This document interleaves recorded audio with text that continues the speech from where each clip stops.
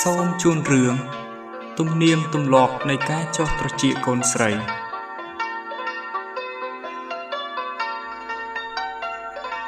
កាលកន្លងយូរណាស់មកហើយ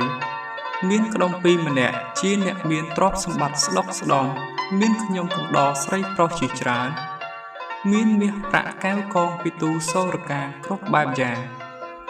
ក្ដុំពីរនោះមានចិត្តក្បត់នឹងប្រពន្ធរបស់ខ្លួនហើយទៅមានសហាយស្មន់ជាមួយនឹងខ្ញុំកំដរស្រីម្នាក់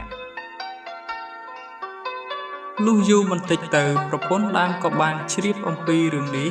ថ្ងៃមួយក្ដុំពីរមានដំណើរទៅស្រុកឆ្ងាយចំណែកប្រពន្ធដើមមានឱកាសល្អក៏នាំទាសីរបស់ខ្លួនទៅចាប់នាងម្នាក់នោះធ្វើបាបដោយវិដំច្រំធាក់និងជេរបញ្ចោលច្រេះឆ្អាសយ៉ាងធ្ងន់ធ្ងររួចយកដាច់កូនមកចោះត្រង់ចុងស្លឹកត្រចៀកទាំងពីររបស់នាងនោះដើម្បីព្រមមាននាងកុំឲ្យទៅរកប្តីគេទៀតលុះពេលលាល្ងាចក្ដុំពីរត្រឡប់មកវិញឃើញដូច្នេះក៏ទៅសួរនាងនោះថាយ៉ាងម៉េចបានជាអូនយកដាច់កូនចុះស្លឹកត្រចៀកដូច្នេះនាងក៏ឆ្លើយតាមដំណើរសពគ្រប់ប្រាប់ប្តីដកដាច់កូនចេញរកថ្នាំលាបរបួសហើយក៏នាំនាងទៅនៅផ្ទះមួយឆ្ងាយពីគេចាប់តាំងពីថ្ងៃនោះមកនាងមានសេចក្តីអៀនខ្មាស់ជាខ្លាំងព្រោះត្រចៀករបស់ខ្លួនមានប្រហោងនាងចេះតែនិយាយនឹងប្តីឲ្យធ្វើយ៉ាងណាដើម្បីឲ្យបាត់ស្នាមប្រហោងត្រចៀកនេះក្ដុំពីរធានាថានឹងរកមធ្យោបាយដើម្បីបំបត្តិស្នាមហើយឲ្យបានល្អស្អាតជាងនេះទៅទៀតនៅយប់មួយក្ដុំពីរដេកសញ្ជឹងគិតក៏យល់ឃើញថាបើអញយកមាសទៅឲ្យជាងរចនាធ្វើជាអ្វីមួយដែលមានរបៀបដូចជាដាច់កូលហើយយកមកឲ្យនាងបិទពាក់ត្រង់ត្រចៀករុនស្នាមនោះប្រហែលជាគ្រាន់បើលុះគិតហើយទើបក្ដុំពីរចាក់ឲ្យជាងធ្វើមាសដែលដាំត្បូងពេជ្ររំលេចដោយក្បាច់រចនាផ្សេងយ៉ាងល្អប្រណិតមើលទៅគួរឲ្យចង់គយគន់នាងប្រពន្ធចុងក្រោយដែលបានពាក់ដៃកូនមាសនេះហើយក៏ឃើញថាមានសម្រស់កាន់តែស្អាតធ្វើឲ្យនាងមានចិត្តសប្បាយរីករាយក្រៃលែងលុះថ្ងៃក្រោយមកនាងប្រពន្ធដើមបានឃើញស្លឹកត្រចៀកដែលខ្លួនបានចុះដាច់កូននោះមានពន្លឺផ្លេកគួរឲ្យស្រឡាញ់ទើបសួរទៅនាងនោះថានាងបានអ្វីមកពាក់នៅស្លឹកត្រចៀកនោះអីក៏ល្អម្ល៉េះនាងនោះឆ្លើយថាខ្ញុំពាក់វាជំនួសដាច់កូនដែលអ្នកបានចុះកាលពីថ្ងៃមុននាងប្រពន្ធដើមបន្ទាប់ពីបានដឹងហើយក៏រកមធ្យោបាយចុះត្រចៀកខ្លួនឯងហើយឲ្យជាងធ្វើដាច់កូនមាសដាំត្បូងពេជ្រដូចនាងប្រពន្ធចុងដែរចាប់តាំងពីសម័យនោះមកស្រីឯទៀតក៏នាំគ្នាចុះត្រចៀកកូនស្រីតាំងពីនៅតូចទុកសម្រាប់ពាក់គ្រឿងអលង្ការផ្សេងជាប់រហូតមកដល់សពថ្ងៃនេះ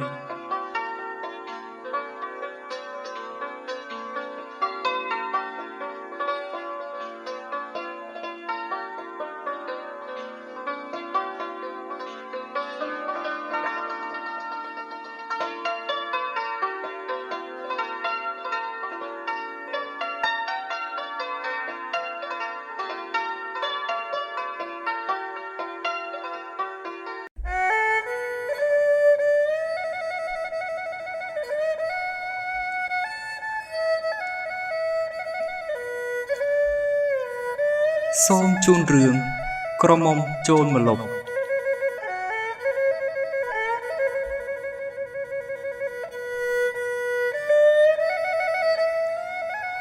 រឿងនិទានមួយដំណាលថាមានមហាចៅម្នាក់ពុំមានភរិយាឡើយគាត់បានសង់ផ្ទះមួយខ្នងល្អស្អាតនៅក្នុងព្រៃស្មោះសានដើម្បីទុកដាក់ទ្រព្យសម្បត្តិរបស់ខ្លួនមានមាសប្រាក់សំពត់អាវស្បែកជាដើមដែលខ្លួនបានលួចប្លន់ពីគេ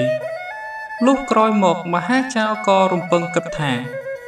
អាត្មាអញមានទ្រព្យសម្បត្តិច្រើនណាស់តែទាស់ត្រង់គ្មានអ្នកនៅមើលថែរក្សាសោះគិតសពគ្រប់ទៅការប្រឹងប្រែងរបស់អញនេះដូចជាគ្មានបានការអ្វីឡើយព្រោះថាបើកាលណាអាត្មាអញស្លាប់ទៅទ្រព្យទាំងអស់នេះនឹងទៅជារបស់គ្មានបានការវាគួរឲ្យស្ដាយណាស់បើមានប្រពន្ធកូននឹងក្រន់មកស៊ីមរតកនេះអាត្មាអញមិនសូវជាស្ដាយពេកទេគិតហើយមហាចៅក៏ដើរទៅក្រវ៉ែលភូមិអ្នកស្រុករំពៃគយគុណមើលក្មេងប្រុសក្មេងស្រីដែលកំពុងលេងខ្ញៀវខ្ញានៅក្រោមម្លប់ឈើ ហើយក៏ឃើញនាងតូចម្នាក់មានរូបឆោមស្អាតសមរម្យមានសាច់ឈាមស្រស់ថ្លាថ្លៃថ្នូរគួរឲ្យស្រឡាញ់ក៏និយាយលួងលោមក្មេងនោះឲ្យបែកចេញពីពពួកក្មេងៗហើយបញ្ឆោតនាំនាងយកទៅក្នុងផ្ទះរបស់ខ្លួនដោយខ្លាចក្មេងនោះលួចរត់ទៅរកឪពុកម្ដាយនាងវិញព្រមទាំងការពារកុំឲ្យម្ដាយឪពុកតាមរកនាងឃើញមហាចៅក៏យកក្មេងនោះទៅលាក់ទុកក្នុងបន្ទប់ចាក់សោជាប់រាល់ពេលបាយឬពេលបាននំចំណីអាហារឆ្ងាញ់ៗមហាចៅតែងហុចតាមប្រឡោះតូចមួយទៅឲ្យនាងបរិភោគ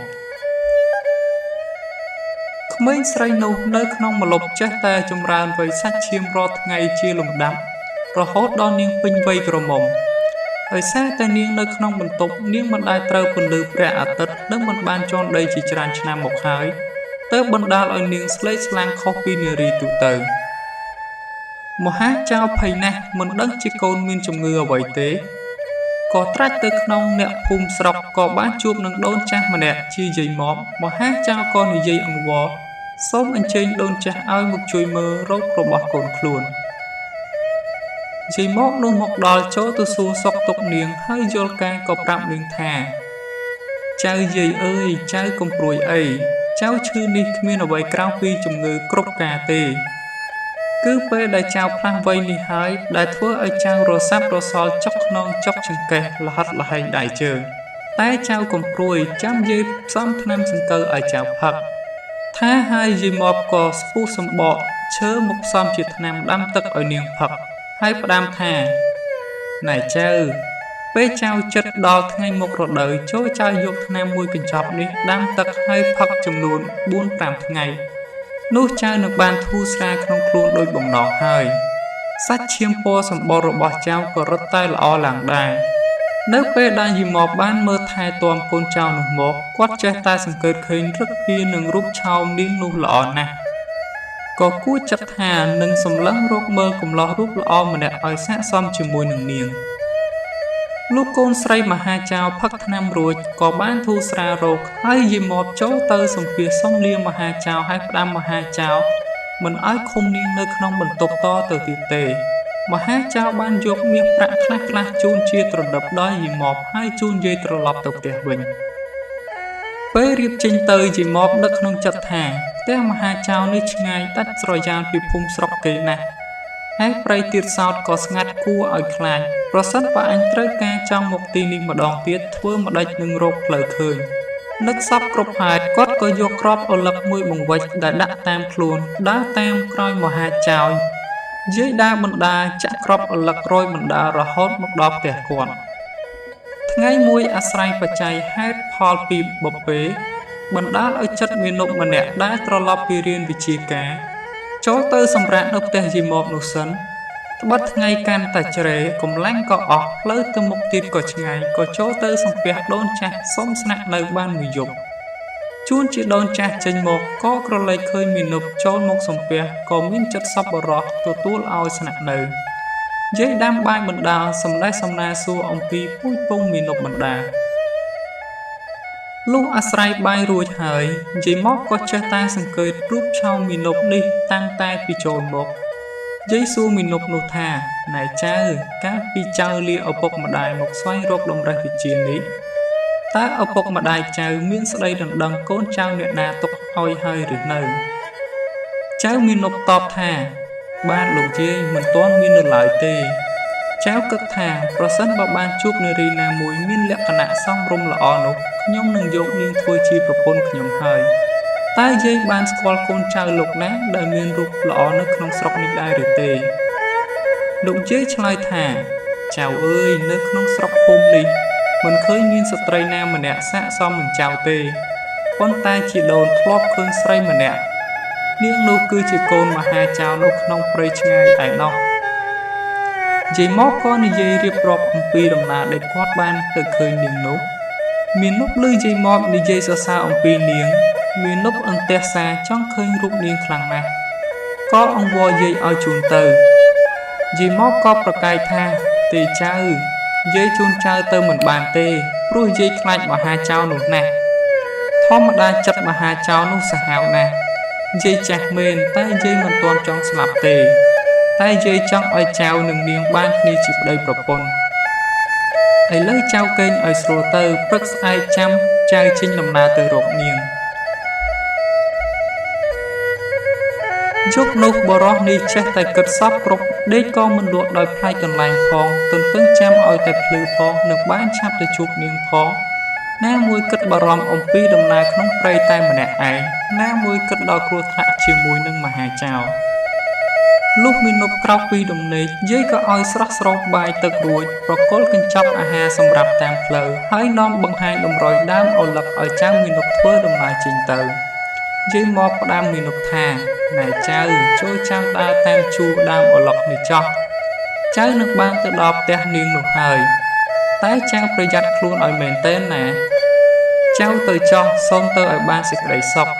និងឲ្យបានសម្រេចដោយសេចក្តីបំណងប្រាថ្នាបើមានសត្រូវមកពីមុខឲ្យរំលងបើមានសត្រូវមកពីខ្នងឲ្យរលីងណាចៅមាននុកក្រាបប្រណិប័តលោកយាយហើយក៏ចេញដំណើរទៅថ្ងៃជ្រេបន្តិចទៅមាននុកទៅដល់ផ្ទះមហាចៅគាត់ជួនជាពេលនោះមហាចៅមិននៅចេញទៅរកប្លន់គេបាត់នៅតែកូនស្រីឲ្យចាំផ្ទះម្នាក់ឯងនាងកំពុងដើរទៅត្រកបោសសម្អាតផ្ទះតាមទម្លាប់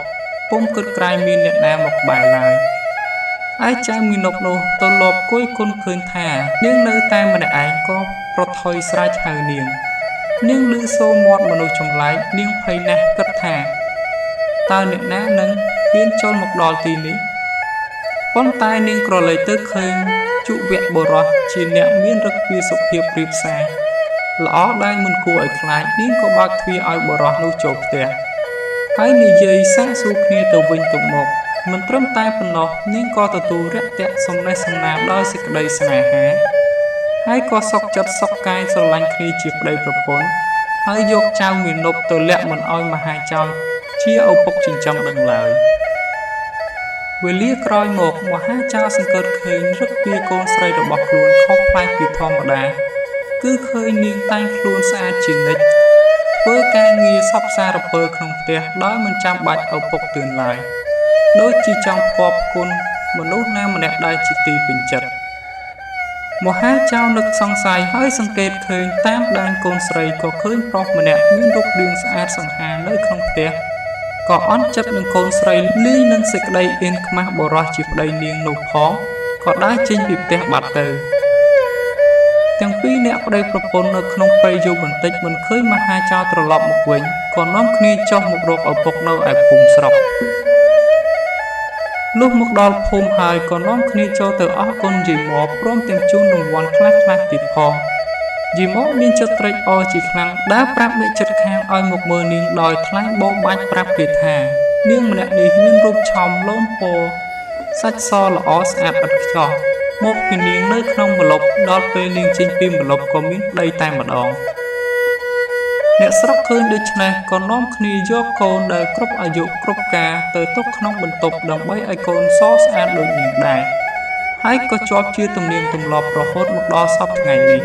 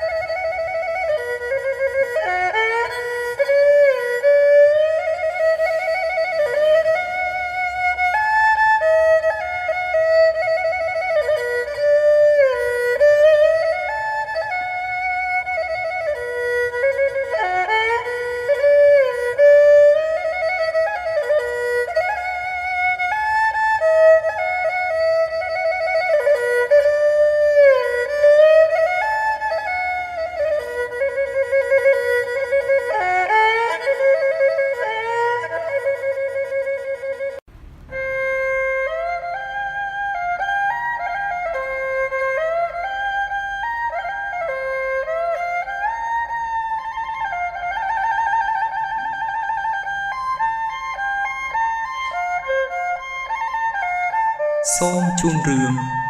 ព្រះបាទត្រសក់ផ្អែម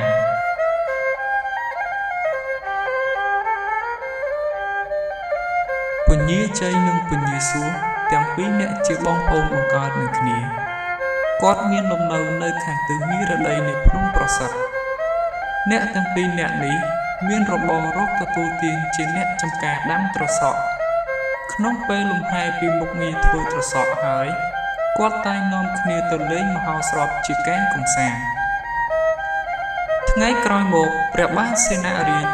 ជាអង្គម្ចាស់ផែនដីស្ដេចទៅសាងព្រះរាជវាំងនៅក្បែរភ្នំប្រសិទ្ធដែរពញាជ័យនិងពញាសួរកាលបានដំណឹងនេះហើយក៏នាំបងប្អូនបេះត្រសក់និងនាំលបែងមហោស្រពទៅថ្វាយព្រះរាជារឿយៗព្រះមហាក្សត្រទ្រង់សពព្រះតីនឹងត្រសក់គាត់ណាស់ទ្រង់មានព្រះបន្ទូលថាត្រសក់នេះផ្អែមអស្ចារ្យជាងត្រសក់ទាំងឡាយទ្រង់បានហាមថាកុំឲ្យពញាជ័យនិងពញាសួរបេះត្រសក់នោះលក់ឲ្យអ្នកណាឲ្យសោះឲ្យទុកសម្រាប់តែឲ្យធ្វើជាដង្វាយព្រះអង្គតែប៉ុណ្ណោះក្នុងគ្រានោះមានក្របីអ្នកស្រុកម្នាក់បានទម្លាយរបងចំការត្រសក់របស់ពញាជ័យនិងពញាសួរហើយចូលមកជិះជាន់ស៊ីត្រសក់របស់គាត់អស់ជាច្រើនពញាជ័យឃើញដូច្នេះហើយក៏យកដុំថ្មចង្ក្រានចោលដើម្បីដេញបង្អើសត្វនោះឲ្យជះទៅដុំថ្មនោះក៏រត់ទៅត្រូវធ្លុះក្របីនោះស្លាប់ទៅម្ចាស់ក្របីប្តឹងដល់ចៅក្រមទាំងឡាយអំពីរឿងពញាជ័យសម្លាប់ក្របីរបស់ខ្លួននេះចៅក្រមតុលាការកាត់សេចក្តីឲ្យពញាជ័យសងក្របីទៅម្ចាស់ក្របីវិញពញាជ័យមិនសុខចិត្តត្បិតថាការខ្លួនចៅក្របីនឹងដុំថ្មចង្ក្រាននេះខ្លួនមិនបានផងឲ្យស្លាប់ក្របីនោះទេគឺចោលឲ្យគ្រាន់តែក្របីនោះខ្លាចហើយរត់ចេញទៅតែប៉ុណ្ណោះចៅក្រមកាត់ក្តីនេះមិនដាច់ស្រេចក៏នាំសេចក្តីនេះទៅប្តឹងដល់សេនាបតីក៏កាត់សេចក្តីនេះមិនដាច់ទៀតទើបនាំមនុស្សនោះឡើងក្រាបទូលបង្គំព្រះបរមពុទ្ធដើម្បីសូមទ្រង់ព្រះរាជវិនិច្ឆ័យឲ្យព្រះរាជាឲ្យយកដុំក្រាននោះចោលក្របីឯទៀតជាការលបងមើលការពញាជ័យចោលទៅក្របីណាក្របីនោះក៏ធ្លាយពោះនឹងដុំថ្មនោះស្លាប់ទាំងអស់មែនព្រះរាជាទ្រង់ពិសោធន៍ឃើញយ៉ាងនេះហើយក៏ទ្រង់កាត់សេចក្តីថាក្របីនោះស្លាប់ដោយពញាជ័យមិនមានចរែងសម្លាប់ទេពីព្រោះពញាជ័យមិនបានដឹងថាថ្មនោះជាដែកកាយសិតទេស្មានតែជាដុំថ្មធម្មតាបានជាចោលទៅត្រូវស្លាប់ដូច្នេះហេតុនេះទ្រង់ប្រោសប្រទានព្រះរាជវិនិច្ឆ័យថាក្របីស្លាប់នេះទុកជាកម្មរបស់សត្វចោះយើងនឹងយកទោសពញាជ័យមិនបានទេទើបទ្រង់ឲ្យពួកជាងយកដុំក្រាននេះទៅរំលាយមើលជាងយកទៅរំលាយក៏ឃើញថាថ្មនេះជាដែកកាយសិតពិតមែនទើបទ្រង់បង្គាប់ឲ្យក្រុមជាងយកដែកនេះទៅធ្វើជាផែជាលំពែងមួយហើយទ្រង់ប្រគល់ឲ្យពញាជ័យវិញកាន់លំពែងនោះរក្សាចំការត្រសក់នោះទុកជាដីចំការលួងឯលំពែងនោះសន្មតហៅថាលំពែងជ័យគ្រានោះព្រះបរមពុទ្ធអង្គម្ចាស់ផែនដីទ្រង់មានព្រះរាជហឫទ័យសង្ស័យថាពញាជ័យពញាសួរនោះដាំត្រសក់សម្រាប់ទុកតែជាដង្វាយទេឬមួយគាត់លបដាំឲ្យគេខ្លះដែរលុះព្រះអង្គបំរិះដូច្នេះហើយវេលាយប់ស្ងាត់ទ្រង់ក៏ត្រាស់ហៅមន្ត្រីក្រុមសិទ្ធិព្រះអង្គ6-7នាក់ឲ្យចងព្រះទីនាងអសតៈថ្វាយព្រះអង្គតម្រង់ទៅចំការត្រសក់ខណៈនោះលំពែងជ័យក៏ត្រូវចំលើព្រះបរមពុទ្ធបណ្ដាលឲ្យទ្រង់ព្រះសកុតនៅជើងដំបូកក្នុងចង្ការនោះទៅហេតុនេះហើយបានជាដំបូកនោះជាប់ឈ្មោះហៅថាដំបូកចាក់ស្ដេចរៀងមកដល់រហូតសពថ្ងៃលុះព្រឹកឡើងសេនាបតីមន្ត្រីទាំងពួងបានឮដំណឹងនេះហើយក៏នាំគ្នាទៅលើកព្រះបរមសពដាក់ក្នុងព្រះកោដ្ឋយកទៅតម្កល់ធ្វើបុណ្យតាមប្រពៃណី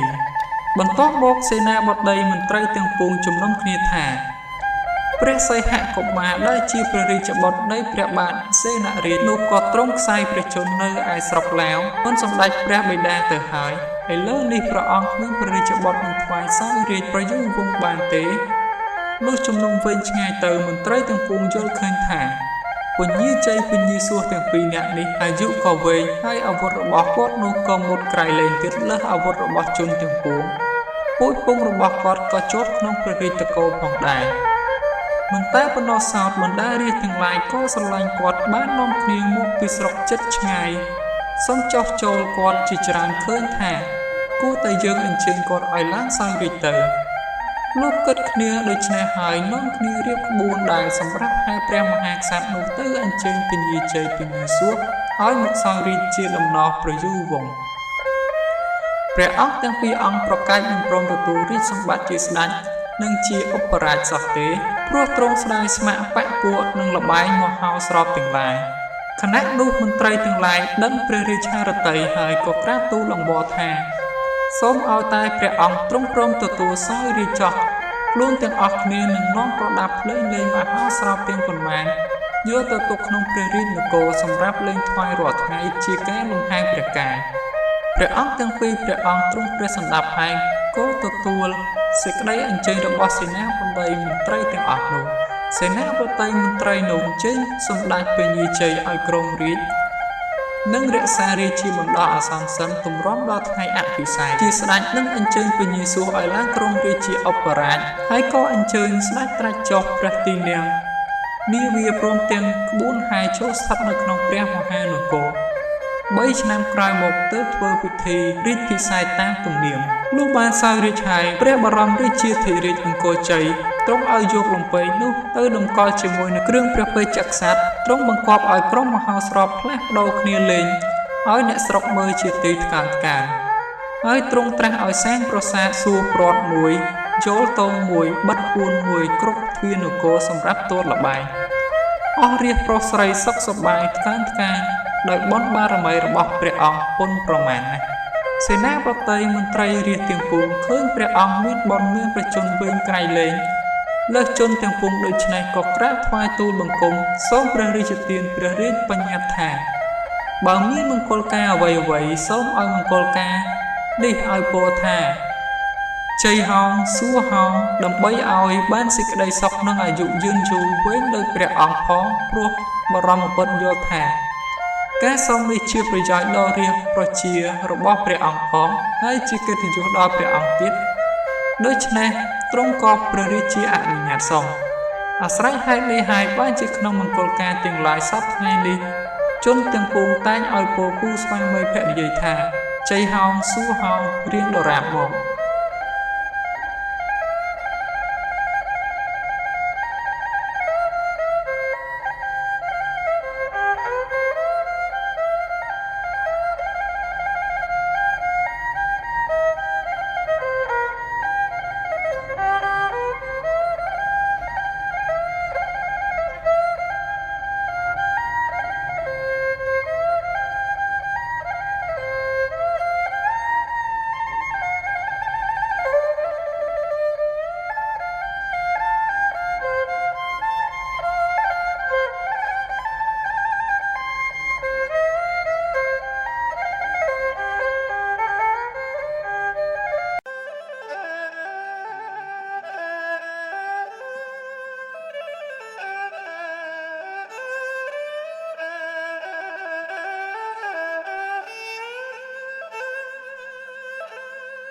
សូមជូនរឿង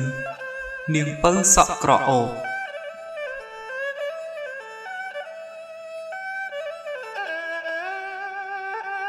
នាងពៅជានារីម្នាក់មានរូបសម្ផស្សស្រស់សោភាថែមទាំងមានសក់ក្រអូបទៀតផង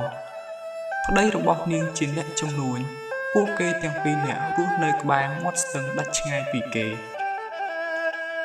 មិននឹងប្តីចេញទៅជួញក៏បានផ្ដាំប្រពន្ធថាអូនសំឡាញ់បងទៅរកស៊ីយូរណាស់បើអូននឹកបងអូនផ្ដាច់សរសៃសក់ដាក់ក្នុងកន្ទោងហើយបណ្ដាលទៅតាមស្ទឹងនេះទៅពេលបងឃើញបងនឹងវិលមកជួបអូនជាក់ជាពុំខានឡើយលុះដែលផ្ដាំសពគ្រប់ហើយបុរសជាប្តីនាងពៅសក់ក្រអូបក៏លាប្រពន្ធចេញទៅ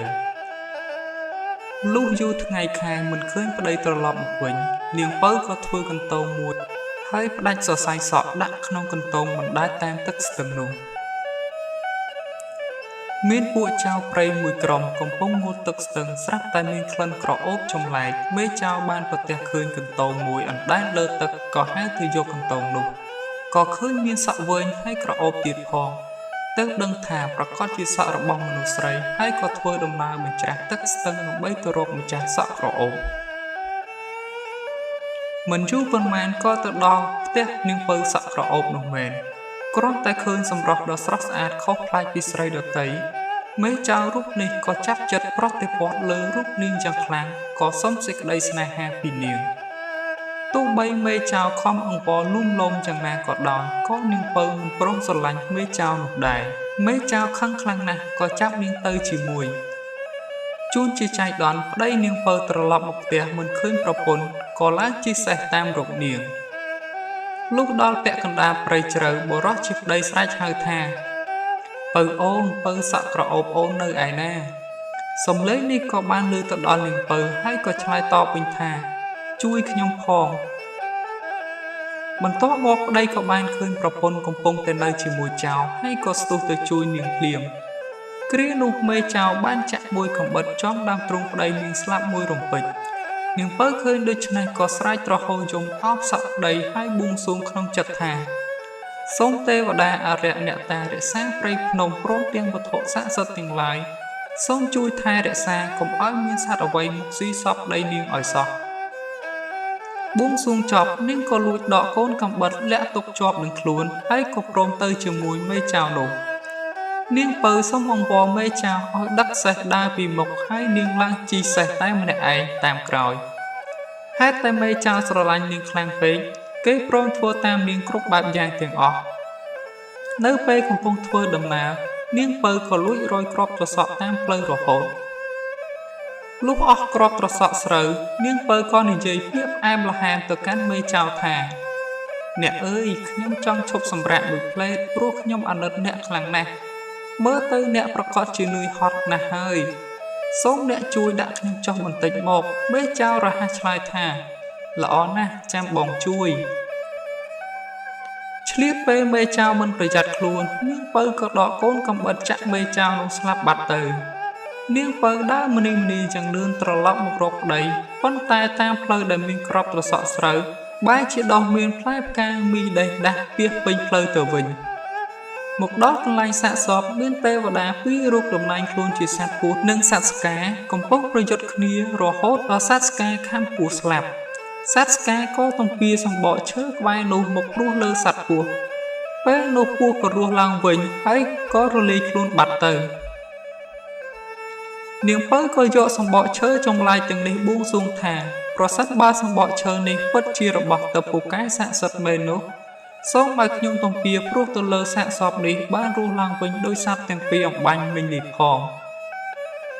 បន់ស្រន់ចប់នាងក៏ទំពាសម្បកឈើហើយព្រោះទៅលើផ្ទៃមុខនិងស្នាមរបួសស្រាប់តែជាសះស្បើយដឹងខ្លួនឡើងវិញមែនឃើញដូច្នេះនាងពៅត្រេកអរខ្លាំងណាស់សើចផងយំផងអោបប្តីជាទីស្រឡាញ់របស់នាងហើយក៏នាំគ្នាត្រឡប់មកផ្ទះវិញលុះដើរទៅដល់មាត់ស្ទឹងក៏មានទេវតាមួយអង្គតំណាងខ្លួនជាលោកសង្ឃចង់សាកចិត្តនាងពៅអមទូកលឿនខ្មើតពីក្រោយប្តីក្រឡេកឃើញក៏និយាយទៅកាន់លោកសង្ឃនោះថាព្រះតេជគុណសូមព្រះអង្គជួយចម្លងខ្ញុំព្រះករុណាទៅត្រើយម្ខាងផងព្រះសង្ឃមានពុទ្ធដីកាថាទូករបស់អាត្មាជិះបានតែ2នាក់ប៉ុណ្ណោះព្រះសង្ឃមានពុទ្ធដីកាបន្តទៀតថាឥឡូវអញ្ចេះចោះអាត្មាជួយចម្លងម្នាក់ម្ដងតែញោមទាំង2នាក់អ្នកណាទៅមុនបរិសុទ្ធជាប្តីគិតថាបើខ្ញុំទៅមុនប្រពន្ធនៅម្នាក់ឯងមិនកើតទេ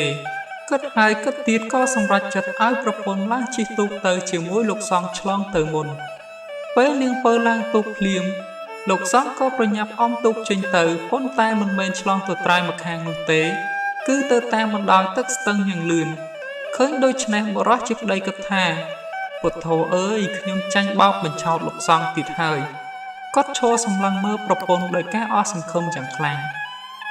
និយាយពីលោកសង្ឃដែលជាទេវតាតំណែងខ្លួនវិញលុះអមទូកឆ្ងាយទៅក៏ជប់ដើមមាក់ប្រេងមាក់ប្រាំមួយដើមមានផ្លែទុំក្រហមលឿនពាសពេញដើមក្បែរមាត់ស្ទឹងពេលនាងពៅក្រឡេកទៅឃើញក៏និយាយទៅកាន់ព្រះសង្ឃថាព្រះតេជគុណខ្ញុំព្រះករុណាចង់ទទួលទានផ្លែឈើនោះណាស់លោកសង្ឃលើភ្លាមក៏មានពុទ្ធដីកាថាចាំអាត្មាឡើងបេះឲ្យញោមស្រីចោះថាហើយលោកសង្ឃអង្គនោះក៏វត្តកន្ទុយក្បិនឡើងបេះផ្លែឈើនោះភ្លាមនាងពៅបន្តទៀតថាខ្ញុំព្រះករុណាចង់បានផ្លែមួយដែលខ្ពស់ជាងគេនោះព្រះសង្ឃក៏ឡើងទៅបេះផ្លែតាមដៃដែលនាងបានចង្អុលបង្ហាញ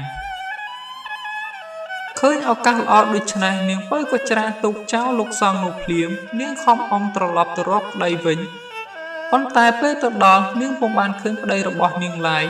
ឃើញតែស្នាមដានជើងធាក់ដីផងបន្សល់ទុកជាច្រើនកន្លែងប៉ុណ្ណោះនាងនឹកអាណិតប្តីខ្លាំងពេកក៏ដាច់ចិត្តស្លៀកពាក់ជាមនុស្សប្រុសដើរស្វែងរកប្តីបន្តទៅទៀតនាងធ្វើដំណើរចេញពីភូមិមួយចូលភូមិមួយក៏ទៅដល់ផ្ទះមហាសេដ្ឋីដែលពួកគេកំពុងតែធ្វើបុណ្យសពកូនស្រីដែលត្រូវពស់ចឹកស្លាប់នាងពៅក៏សូមអង្វរអ្នកយាមទ្វារដើម្បីចូលទៅមើលសពកូនស្រីរបស់លោកមហាសេដ្ឋីដោយនាងអះអាងថាប្រសិនបើលោកឲ្យខ្ញុំចូលទៅប្រហែលជាខ្ញុំអាចជួយសង្គ្រោះនាងឲ្យរស់ឡើងវិញបានគ្រាន់តែគេឮសម្ដីនាងភ្លាមគេក៏ព្រមឲ្យនាងចូលទៅពេលទៅដល់កន្លែងតម្កល់សពនាងពៅក៏យកសម្បកឈើទៅបុកទំពាហើយព្រោះទៅលើស្នាមពស់ចឹកនិងព្រោះទៅលើខ្លួនប្រាដែលមានស្នាមជាំខ្មៅក៏ប្រែជាស្រស់ថ្លាឡើងវិញហើយនាងក៏បានដឹងខ្លួនឡើងវិញបើកភ្នែកស្ទុះងើបឡើងផ្លែតទៅអោបឪពុករបស់នាងលោកសេដ្ឋីសប្បាយចិត្តរកអ្វីប្រៀបផ្ទឹមពុំបានឡើយដោយសារតែឃើញនាងពៅជួយសង្គ្រោះកូនស្រីឲ្យរួចផុតពីសេចក្តីស្លាប់ហើយគេមានរូបរាងស្អាតសង្ហាក៏លើកកូនស្រីឲ្យទៅនាងពៅហើយប្រគល់ទ្រព្យសម្បត្តិទាំងអស់ទៅឲ្យកូនទាំងពីរជាអ្នកកាន់កាប់លុះពេលរៀបការបាន 3-4 ថ្ងៃកូនស្រីសេដ្ឋីនឹកឆ្ងល់ក្នុងចិត្តថាប្តីរបស់ខ្ញុំតាំងពីរៀបការមករួចគាត់សម្រាញក្រេបផ្សេងគ្នាហើយមិនព្រមដោះមុខចេញពីក្បាលសោះថែមទាំងមានទឹកមុខក្រៀមក្រំស្រពាប់ស្រពោនទៀតផងពេលនោះនាងក៏សួរទៅប្តីថាបងសំឡាញ់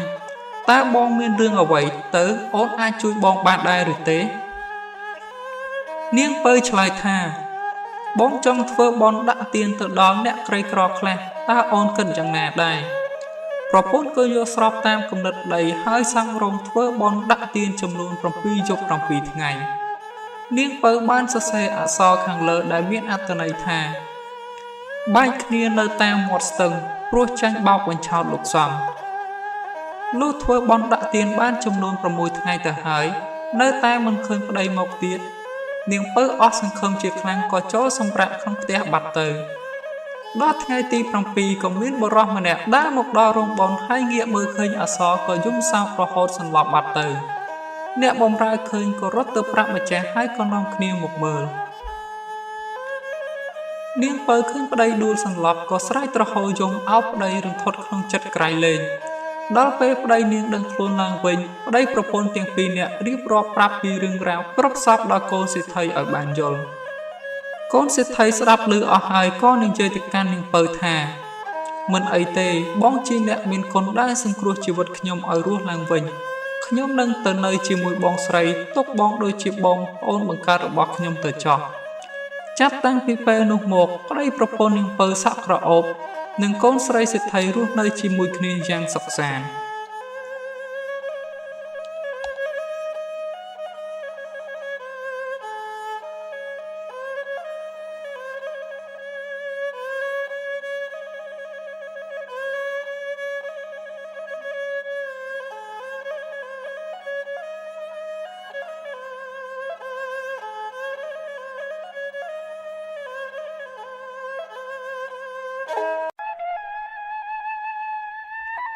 សូមជូនរឿងប្រាសាទបន្ទាយឆ្មា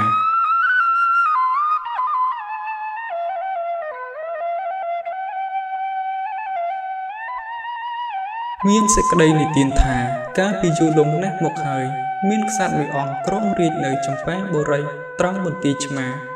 មានព្រះនាមថាព្រះបាទយសកេព្រះអង្គមានប្រតិយសន្តោសប្រណីមេត្តាណាស់សូម្បីតែនគរចិត្តខាងក៏ព្រះអង្គមិនដែលមានបញ្ហាជាមួយឡើយប្រជានុរាស្ត្ររស់បានសុខសែនខ្សាននិងមានសន្តិភាពព្រះនាមដ៏ខ្ពង់ខ្ពស់នេះបានលេចលឺដំណឹងទៅដល់ព្រះរាជាមួយអង្គទៀតព្រះនាមព្រះបាទហ៊ូលូដែលគ្រងរាជ្យនៅប្រាសាទព្រៅចង់រំលោភអំណាចមកលើផែនដីចម្ប៉ាបុរីទើបថ្លែងរាជសារទាមទារយករាជសម្បត្តិពីព្រះបាទយសកេដោយព្រះអង្គចង់មានសន្តិភាពព្រះបាទយសកេក៏ភៀសព្រះកាយចេញពីព្រះរាជដំណាក់ដើម្បីកុំឲ្យកើតសឹកសង្គ្រាមព្រោះនាំលំបាកដល់ប្រជាពលរដ្ឋទាំងអស់ដូច្នេះចាប់តាំងពីពេលនោះមកបន្ទាយឆ្មាក្នុងដែនចម្ប៉ាបុរី ស្ថិតនៅក្នុងការគ្រប់គ្រងរបស់ព្រះបាទហ៊ូឡូលុះចំណេរក្រោយមកព្រះបាទហ៊ូឡូមានបំណងចង់ពង្រីកទឹកដីថែមទៀតតែខ្លាចមហាក្សត្រអង្គមុនមកដណ្ដើមយកស្រុកវិញព្រះអង្គក៏ប្រកាសដល់មហាជនថា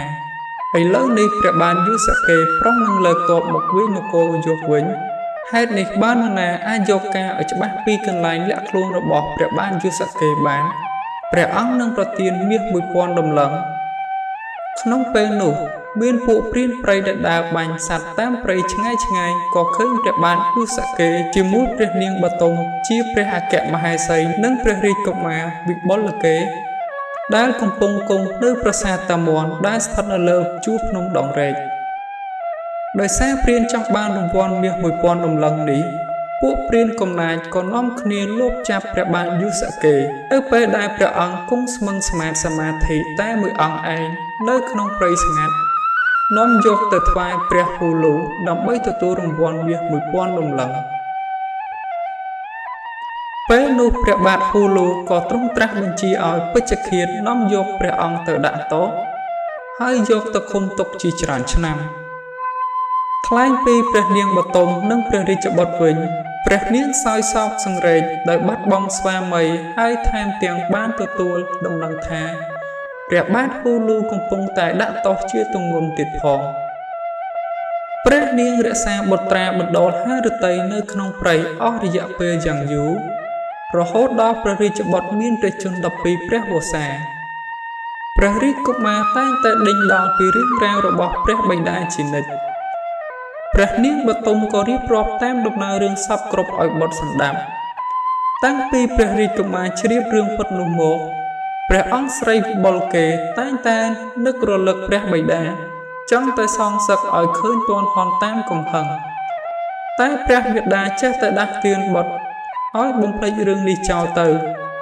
ព្រោះអត់មានគ្នានៅក្នុងព្រៃនេះទេគ្មានសង្ឃឹមនឹងបានត្រឡប់ទៅកាន់ស្រុកព្រោះខុសត្រូវបានឡើយទោះបីព្រះមាតាហាមឃាត់យ៉ាងណាក្តីព្រះរាជកុមារនៅតែពុំសុខក្នុងព្រះរាជហឫទ័យឡើយដោយទ្រាំពុំបានព្រះរាជកុមារក៏លាព្រះមាតាទៅស្វែងរកដំណឹងព្រះបិតាសពទិសទីការស្វែងរកនេះបានប្រព្រឹត្តទៅអស់រយៈពេលយ៉ាងយូរស្រាប់តែមកដល់ត្រង់ចន្លោះនៃមន្ទីរឆ្មាក៏ប្រទះឃើញសេនាកំពុងហាយអ្នកទោសយកទៅសម្លាប់ព្រះរាជកុមារក្រឡេកទៅស្គាល់ជាក់ជាបិតាទ្រង់ក៏យាងជើញអស់ពពួកវងមនុស្សទាំងអស់ឆ្ពោះទៅចំពោះព្រះភ័ក្ត្រព្រះបាទហ៊ូឡូព្រះបាទកុមារមានបន្ទូលខ្លាំងថាអ្នកទោសនេះជាបិតារបស់ខ្ញុំលោកគ្មានទោសអ្វីទេការដែលបញ្ជូនទៅសម្លាប់នេះគ្មានហេតុផលអ្វីជាសំអាងឡើយដូច្នេះសូមឲ្យលើកលែងគាត់ភ្លាមបើចង់សម្លាប់ណាសូមសម្លាប់ខ្ញុំមកចុះខ្ញុំសុខចិត្តស្លាប់ជំនួសព្រះអង្គព្រះបាទហ៊ូឡូទ្រង់សម្ដាប់ហើយក៏ភ្ញាក់ផ្អើលជាខ្លាំងហើយត្រាស់សួរទៅវិញថាឯងជាអ្នកណាមកពីណាបានជាហ៊ាននិយាយយ៉ាងនេះយើងនឹងសម្លាប់ឯងចោលបើឯងចង់ស្លាប់ព្រះរាជកុមារតបភ្លាមថាខ្ញុំជាព្រះរាជបុត្ររបស់ព្រះបាទយូសាកេគឺជាអ្នកទោសនេះឯងខ្ញុំមិនខ្លាចស្លាប់ដោយសារអំពើអយុត្តិធម៌នោះទេខ្ញុំស៊ូស្លាប់ជំនួសបិតាខ្ញុំព្រះបាទហ៊ូឡូទ្រង់ត្រាស់ទៀតថាកុមារក្លាហានអ្នកនេះពិតជាឪពុករបស់ឯងឬបើដូច្នេះឯងចូលមកយើងនឹងដាក់ទោសលើឯងវិញរាជកុមារក៏យាងចូលទទួលទោសជំនួសព្រះបិតាមួយរំពេចពេលនោះព្រះបាទហ៊ូឡូត្រាស់បញ្ជាឲ្យពេជ្ឈឃាតប្រហារទៅព្រះរាជកុមារនៅចំពោះមុខមហាជនដើម្បីទុកជាបម្រាមដល់អស់ប្រជានុរាស្ត្រទាំងអស់អ្នកស្រុកដែលឈរមើលទាំងប៉ុន្មានផ្អើលឈឺឆោមមុខមើលដោយសារតែហេតុការណ៍ចម្លែកនេះខ្លះភ័យរន្ធត់អាណិតព្រះរាជកុមារខ្លះកោតស្ងប់ស្ងាយនឹងចិត្តឃ្លាវខ្លារបស់ព្រះអង្គដោយអានុភាពជាកូនកតញ្ញូធម៌ចំពោះអ្នកមិនគុណជាហេតុអស្ចារ្យណាស់ដែលមុតស្រួយរបស់ពេជ្ឈឃាតប្រែជាមូលមុខចូលគ្នាព្រះបាទហ៊ូឡូទ្រង់ពិរោធយ៉ាងខ្លាំងស្រែកសន្ធាប់ឲ្យពេជ្ឈឃាតបដូរដាវនោះចេញយកដាវដែលសំលៀងមុតហើយចូលមកកាប់ម្ដងទៀតលើកនេះដាវនៅតែខ្មៅមុខពុំបានមុខដាច់សាច់ព្រះរាជកុមារសំបីតែបន្តិចឃើញដូច្នេះព្រះបាទហ៊ូឡូឲ្យពេជ្ឈឃាត គោភ្នក់ភ្លើងមួយយ៉ាងសន្ធោសន្ធៅហើយចាប់ព្រះរាជកុមារទៅចំកណ្ដាលភ្នក់ភ្លើងនោះប៉ុន្តែឥតប្រយោជន៍ទេភ្លើងប្រែជាត្រជាក់ល្ហឹមអត់មានសៅហ្មងដល់សាច់ឈាមព្រះរាជកុមារបន្តិចឡើយព្រះរាជកុមារទ្រង់ក្រោកចេញពីភ្នក់ភ្លើងដោយព្រះភក្ត្រញញឹមព្រមប្រៃឆ្ពោះទៅរកព្រះបាទហូលូនិងប្រជានុរាស្ត្រទាំងអស់ព្រះបាទហូលូធ្វើប៉ុណ្ណឹងហើយនៅតែមិនទាន់អស់ទៅទៀតទ្រង់ត្រាស់បញ្ជាឲ្យអាមាត្យនាំយកដំរីចម្បាំងដែលកាចសាហាវមួយវងមកជន់សម្រាប់ព្រះរាជកុមារម្ដងទៀតពួកមកបានបំផាយវងដំរីយ៉ាងលឿនតម្រង់ទៅរកព្រះរាជកុមារតែអស្ចារ្យណាស់ដំរីទាំងអស់លុតជង្គង់ស្មើគ្នានៅចម្ងាយ2ចំហៀនពីមុខព្រះរាជកុមារមិនតែប៉ុណ្ណោះដំរីច្បងនៅមុខគេបានលើកត្រកងព្រះរាជកុមារថ្នាក់ថ្នមដាក់លើក្បាលថែមទៀតពេលនោះអ្នកស្រុកផ្អើលឆោឡោចូលចំរោងព្រះរាជកុមារថ្វាយវន្ទាគ្រប់គ្នាឃើញមហាត្រិតព្រះរាជកុមារដូច្នេះព្រះបាទហូលូលូតភៀសខ្លួនព្រះអង្គចេញពីវងមនុស្សដែលកំពុងតែជ្រួលច្របល់ម្ល៉េះហើយនៅពេលដែលអ្នកផងរួចពីការជ្រួលជ្រើងវិញស្រាប់តែរកស្ដេចហូលូមិនឃើញសោះក៏យល់ថាព្រះអង្គភៀសចេញបំបត្តិដែនដោយខ្លាចរឹតបារមីព្រះរាជកុមារវិបុលកេដែលឃើញជាក់ស្ដែងអស្ចារ្យយ៉ាងនេះហើយព្រះរាជកុមារបានជួបព្រះបិតាដោយក្តីតក់ស្លុតរន្ធត់ក្រៃលែង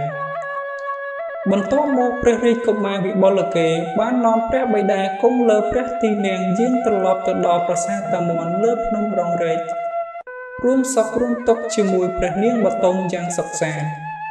ប៉ុន្តែមិនយូរប៉ុន្មានដោយសារក្រំគ្រាក្នុងព្រះកាយនៃទារុណកម្មព្រះបាទយូសកេក៏ចូលទីវង្គតនៅទីនោះ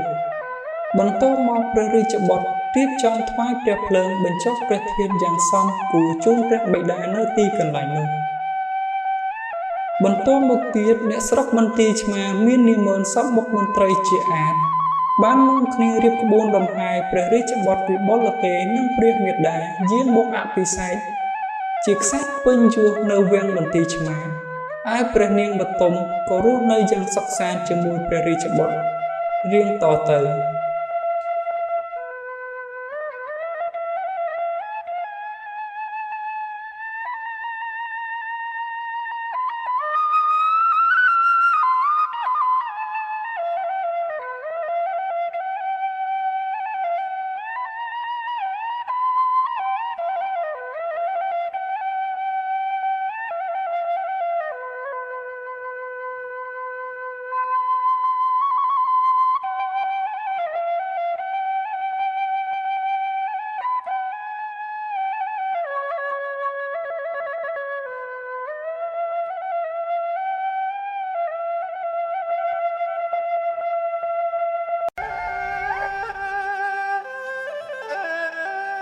សូមជូនរឿងភ្នំសន្ទុក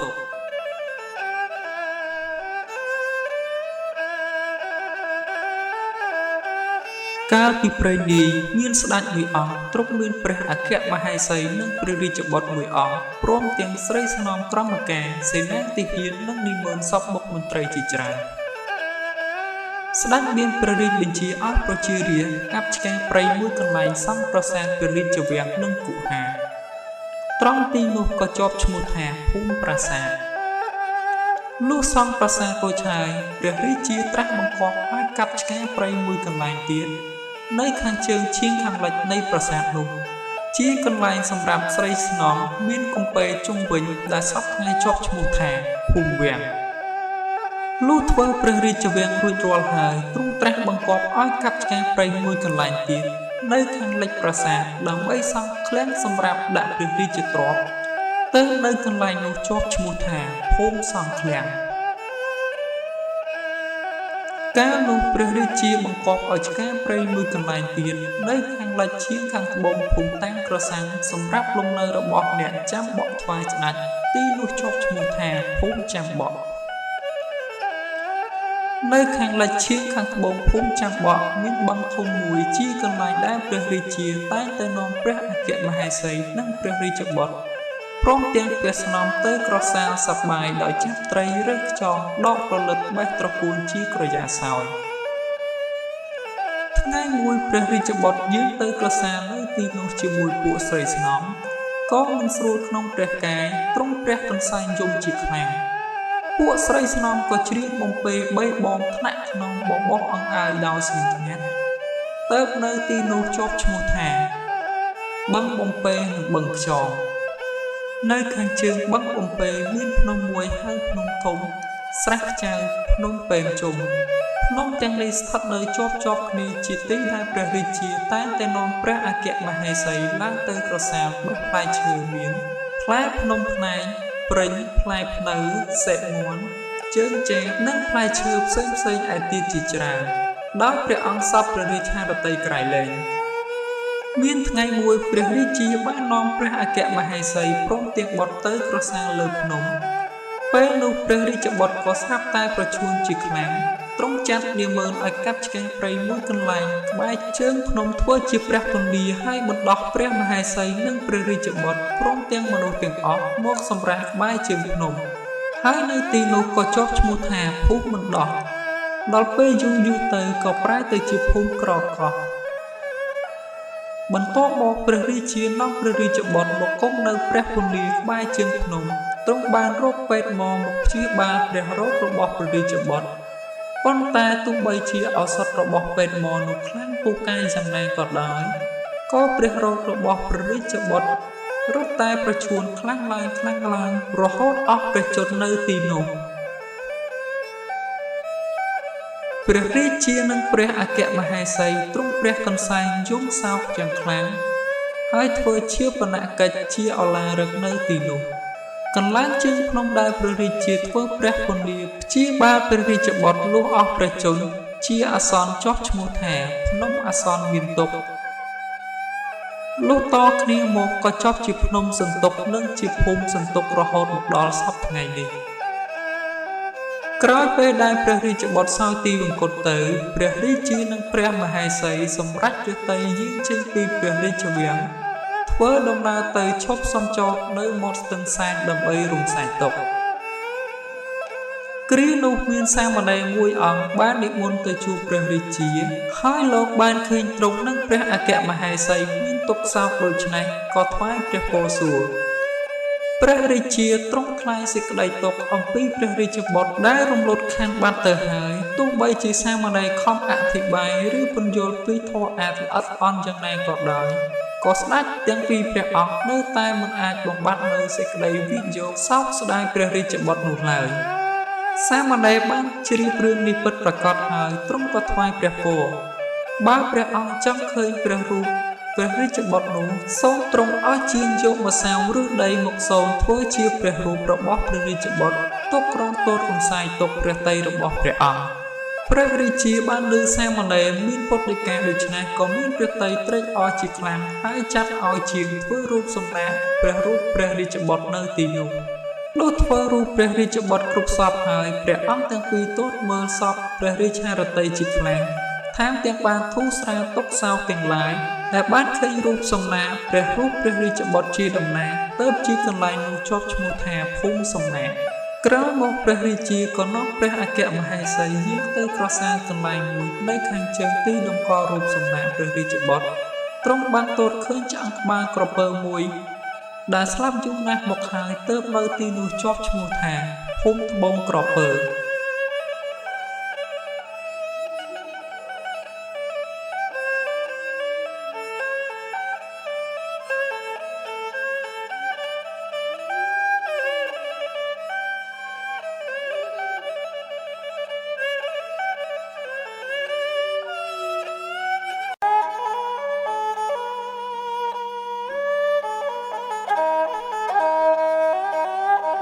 សូមជូនរឿងប្រវត្តិភ្នំសំពៅ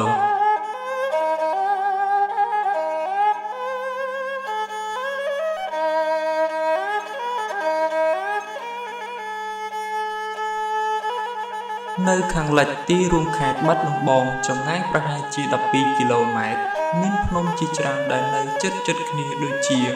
ភ្នំសំពៅភ្នំទ្រង់មាន់ទ្រង់ទានិងភ្នំរំសាយសក់ជាដើមកាលនោះដំណើរតគ្នាមកថា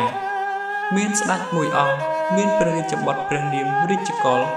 ទ្រង់បានតាំងព្រះរាជវាំងនៅលើជួរភ្នំដងរែក មាននារីម្នាក់ឈ្មោះ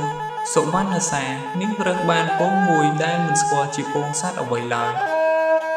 លុះដល់ថ្ងៃខែញាស់ស្រាប់តែចេញកូនក្រពើដ៏តូចមួយនាងឃើញល្អអស្ចារ្យក៏ស្រឡាញ់ពេញចិត្តនិងខំចិញ្ចឹមថែរក្សាកូនក្រពើនោះរហូតដល់ធំវាជាសត្វក្រពើដែលឆ្លាតមានរូបរាងធំសម្បើមណាស់ដែលម្ចាស់វាដាក់ឈ្មោះថាក្រពើអាធន់ព្រះបាទរាជកុលទ្រង់សពព្រះរាជហឫទ័យនឹងនាងសុវណ្ណសាគឺជាកូនអ្នកក្រីក្រម្នាក់ដែលមានរូបឆោមស័ក្តិសមល្អឥតខ្ចោះក្រពើរបស់នាងមានមហិទ្ធិឫទ្ធិខ្លាំងពូកែវាជាសត្វក្រពើដែលក្លាហានមានប្រាជ្ញាឆ្លៀសវៃទៀតផងបន្ទាប់ពីព្រះអង្គមានទំនាក់ទំនងជាមួយនាងហើយក៏ទ្រង់មានព្រះទ័យពុំសូវល្អទៅវិញដោយទ្រង់មានព្រះតម្រិះយល់ថាមិនអាចរៀបអភិសេកជាមួយនាងបានឡើយព្រោះនាងជាកូនរាជសាមញ្ញធម្មតាតែប៉ុណ្ណោះទ្រង់គិតច្បាស់លាស់ហើយក៏យាងទទួលព្រះវររាជមាតាបិតាស្ដេចទាំងពីរអង្គក៏យល់ព្រមហើយចាត់មនុស្សក្នុងវាំងស៊ើបសួររកស្រីណាដែលមានពូជពងពុំត្រកូលខ្ពង់ខ្ពស់ដើម្បីមករៀបអភិសេកជាមួយព្រះរាជបុត្ររបស់ព្រះអង្គ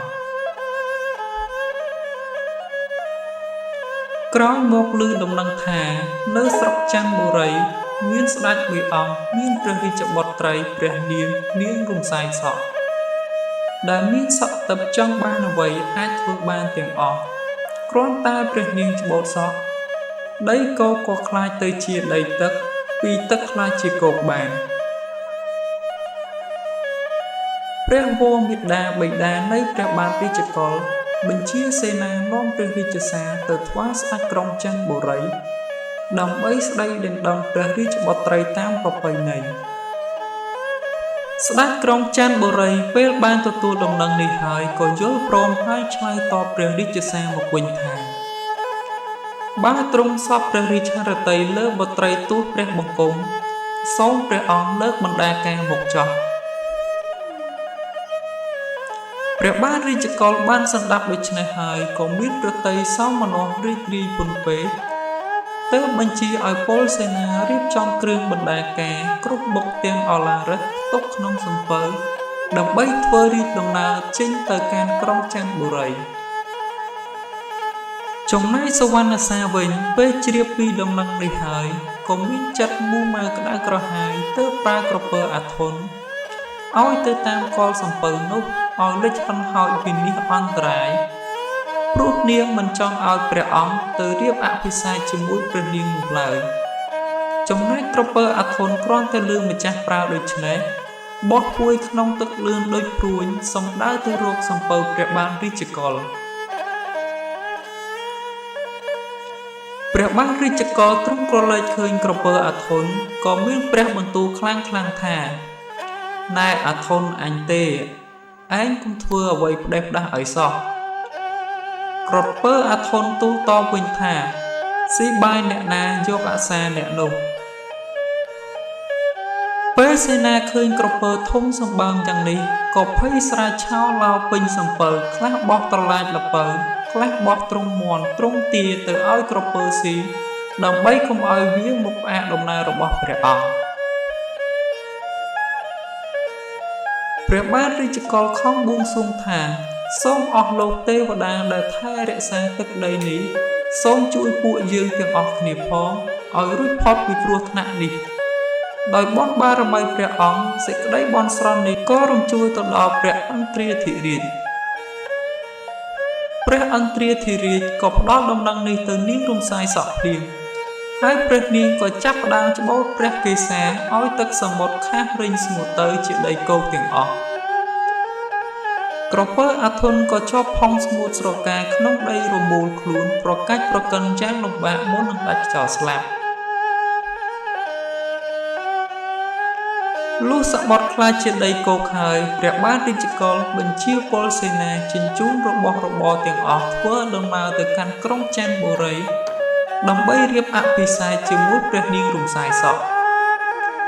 ទ ត្រង់ខ្លួនក្រពើក៏កើតជាភ្នំមួយដែលសពថ្ងៃគេហៅឈ្មោះថាភ្នំក្រពើ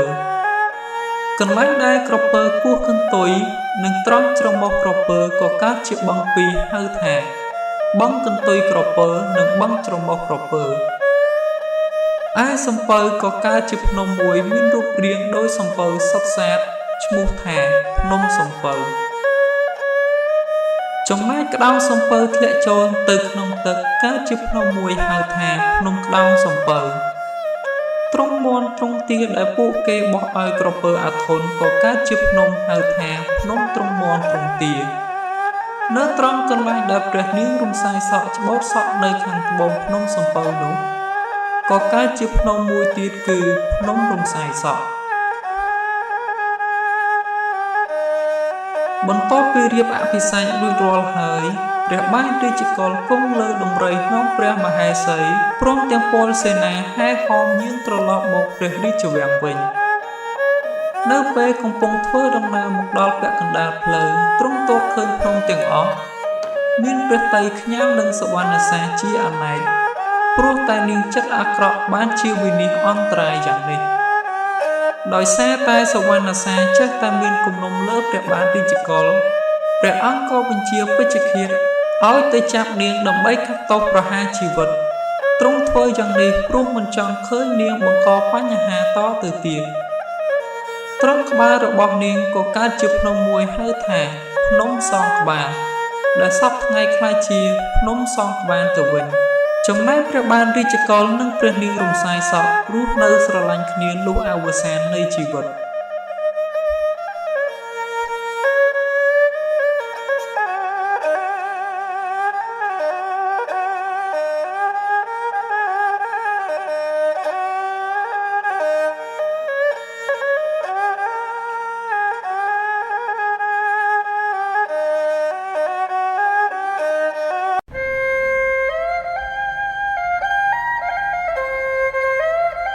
សូមជូនរឿងបក្សីចាំក្រុង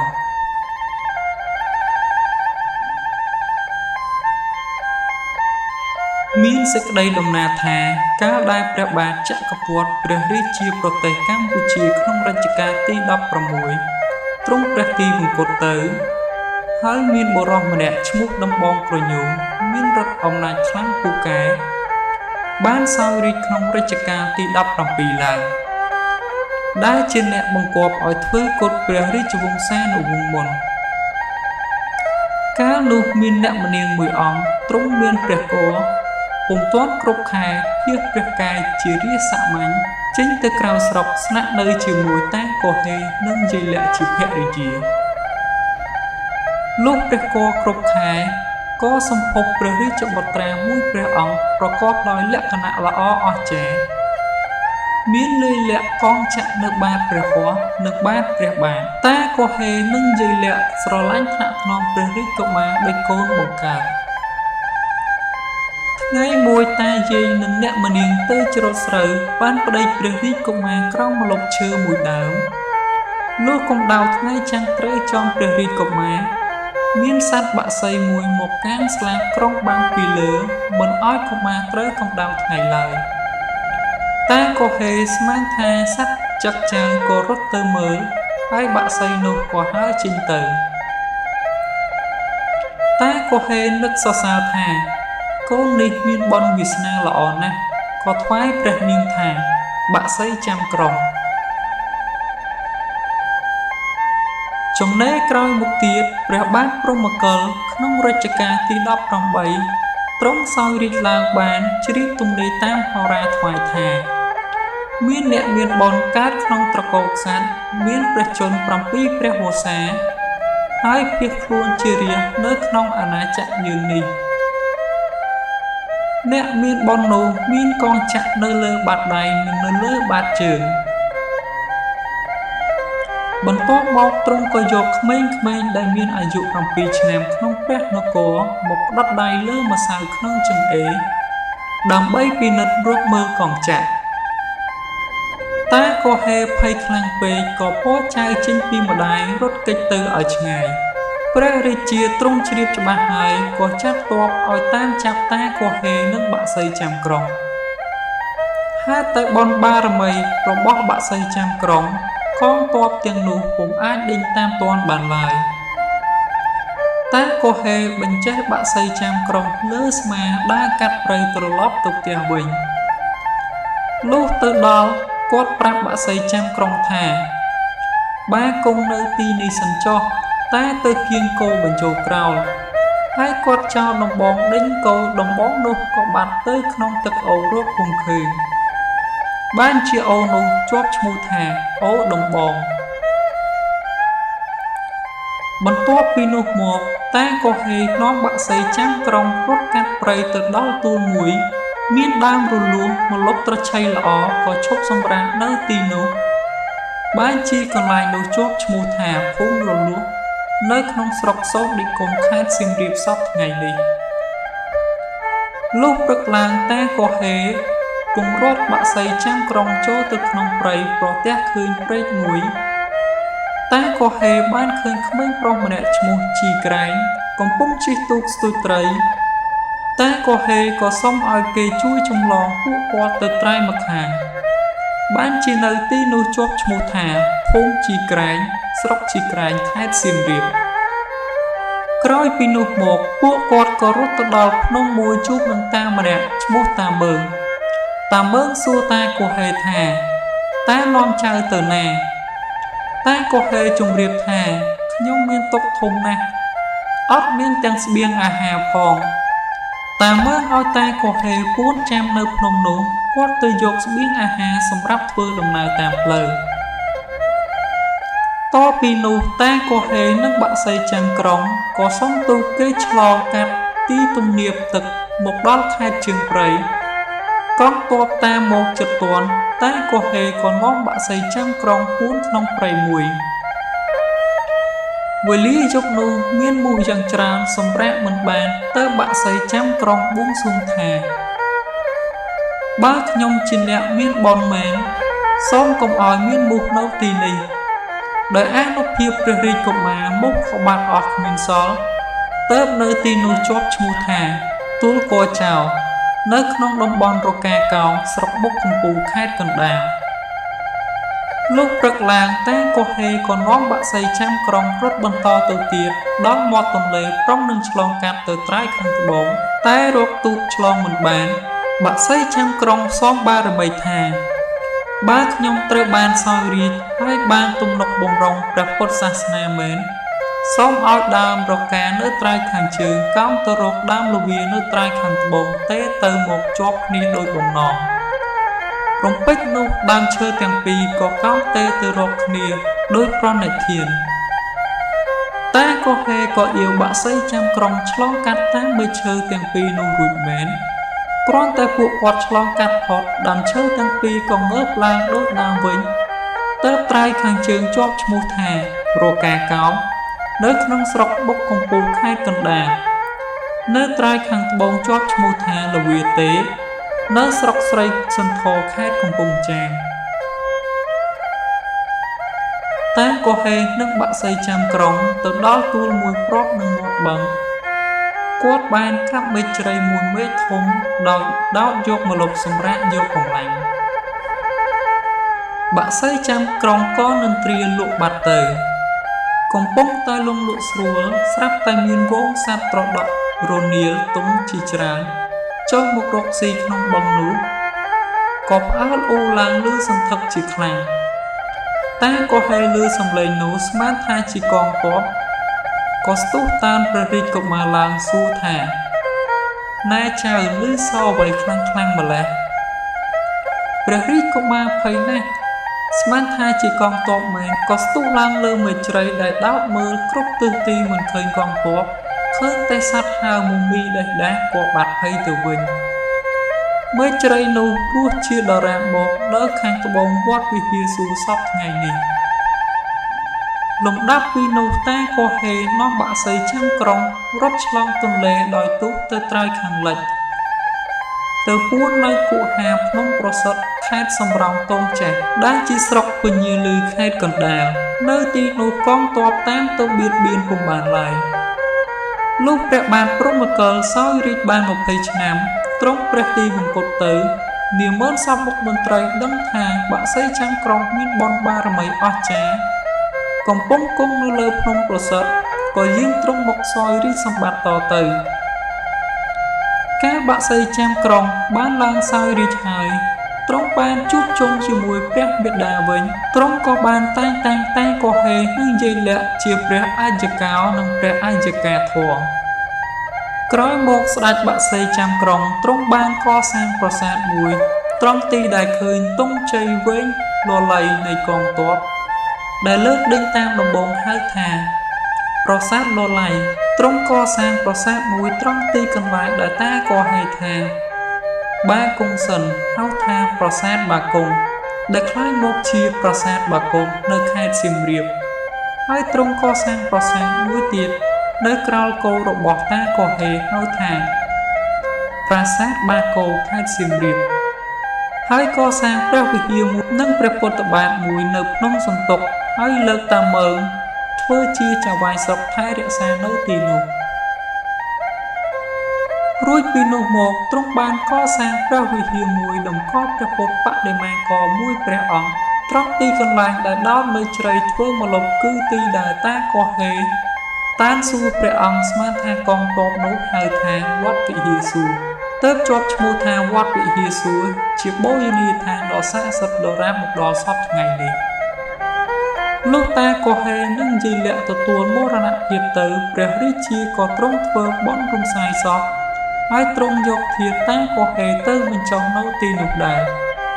ព្រះអង្គសងមិនឲ្យមាននោះទៅទីនោះមានឈ្មោះថាទួលកុហេនៅតំបន់រកាកោងស្រុកបុកកំពូលខេត្តកណ្ដាល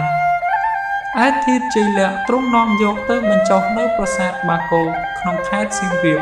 ព្រោះទីនោះជាភូមិរបស់គាត់ធ្លាប់រស់នៅ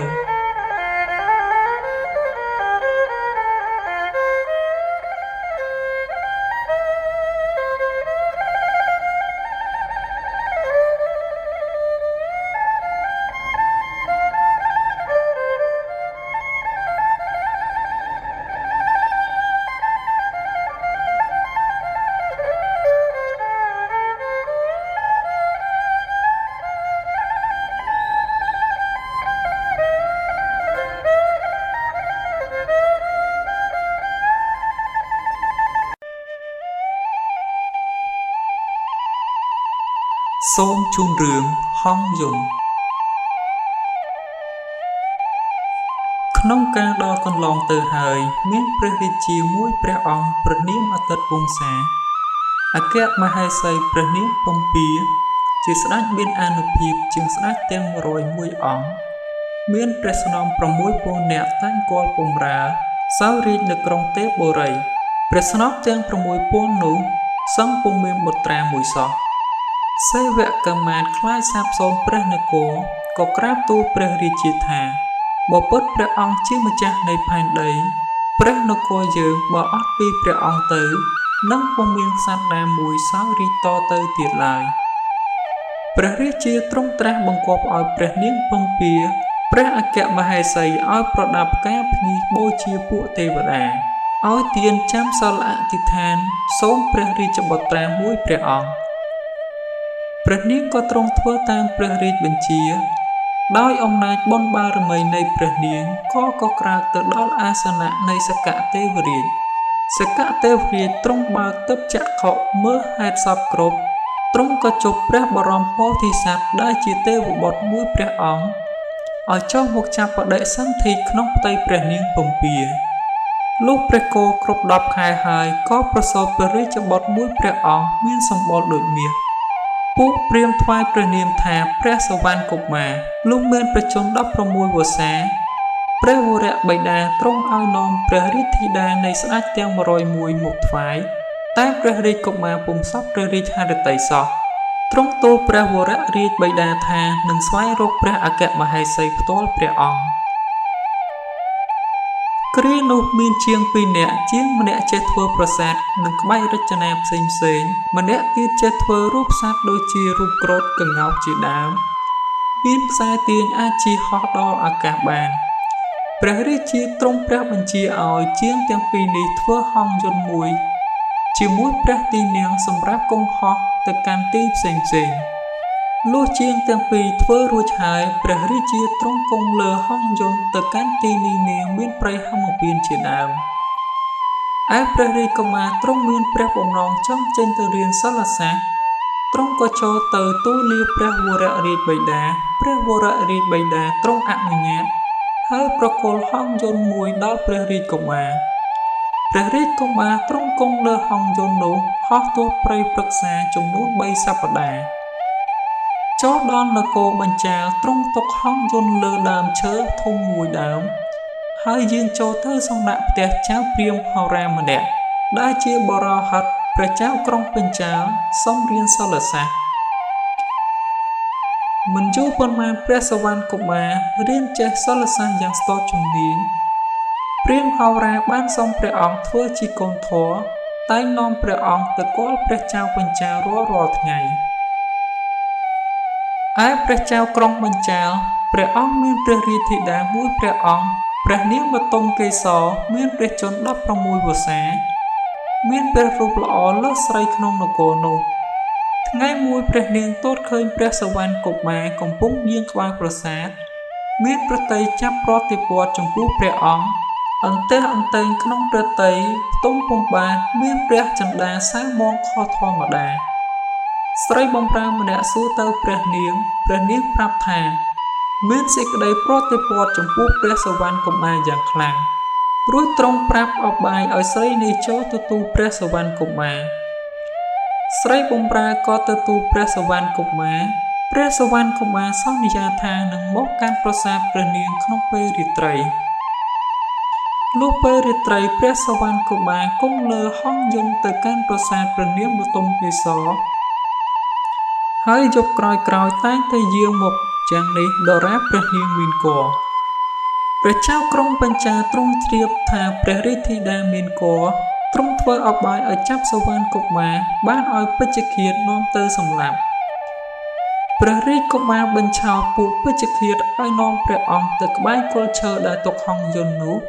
ហោះមកកាន់ប្រាសាទព្រះនាងបទុមកេសរឲ្យព្រះនាងគង់លើហង្សយន្តទៅត្រង់មុខប្រាសាទព្រះចៅក្រុងបញ្ចាលស្រែកសារពីលើអាកាសហើយហោះទៅកាន់ក្រុងទេពបុរីវិញលុះយាងទៅបានមួយសប្តាហ៍ព្រះនាងបទុមកេសរទ្រង់ឈឺព្រះឱទ័រនិងប្រសូតព្រះរាជបុត្រព្រះរាជកុមារចុះហង្សយន្តក្បែរឆ្នេរសមុទ្រព្រះនាងកាលបើប្រសូតរួចហើយទ្រង់រងាញាក់ព្រះអង្គស្ទើរសន្លប់បាត់ស្មារតីព្រះចក្រីទ្រង់ក្រឡេកទៅឃើញសំពៅមួយបើកកណ្ដាលសមុទ្រក៏គង់លើហង្សយន្តទៅយកភ្លើងលុះត្រឡប់មកវិញភ្លើងក៏ឆេះខ្សែហង្សយន្តដាច់ធ្លាក់ព្រះអង្គក្នុងសមុទ្រនោះទៅរីព្រះនាងបទុមកេសរចាំមើលព្រះស្វាមីពុំឃើញមកទ្រង់បីព្រះរាជបុត្រទ្រង់ព្រះកន្សែងក្នុងព្រៃលុះនឿយព្រះកាយពេលយាងទៅទៀតពុំបានក៏ដល់ព្រះទម្រង់ចង់ភ្ជាប់នឹងព្រះហស្ថរបស់ព្រះរាជបុត្រហើយផ្ដេកលើកំរាលព្រះពស្ត្រក្រោមឈើក្រស្នាមួយដើមហើយត្រាច់រកព្រះស្វាមីទៀត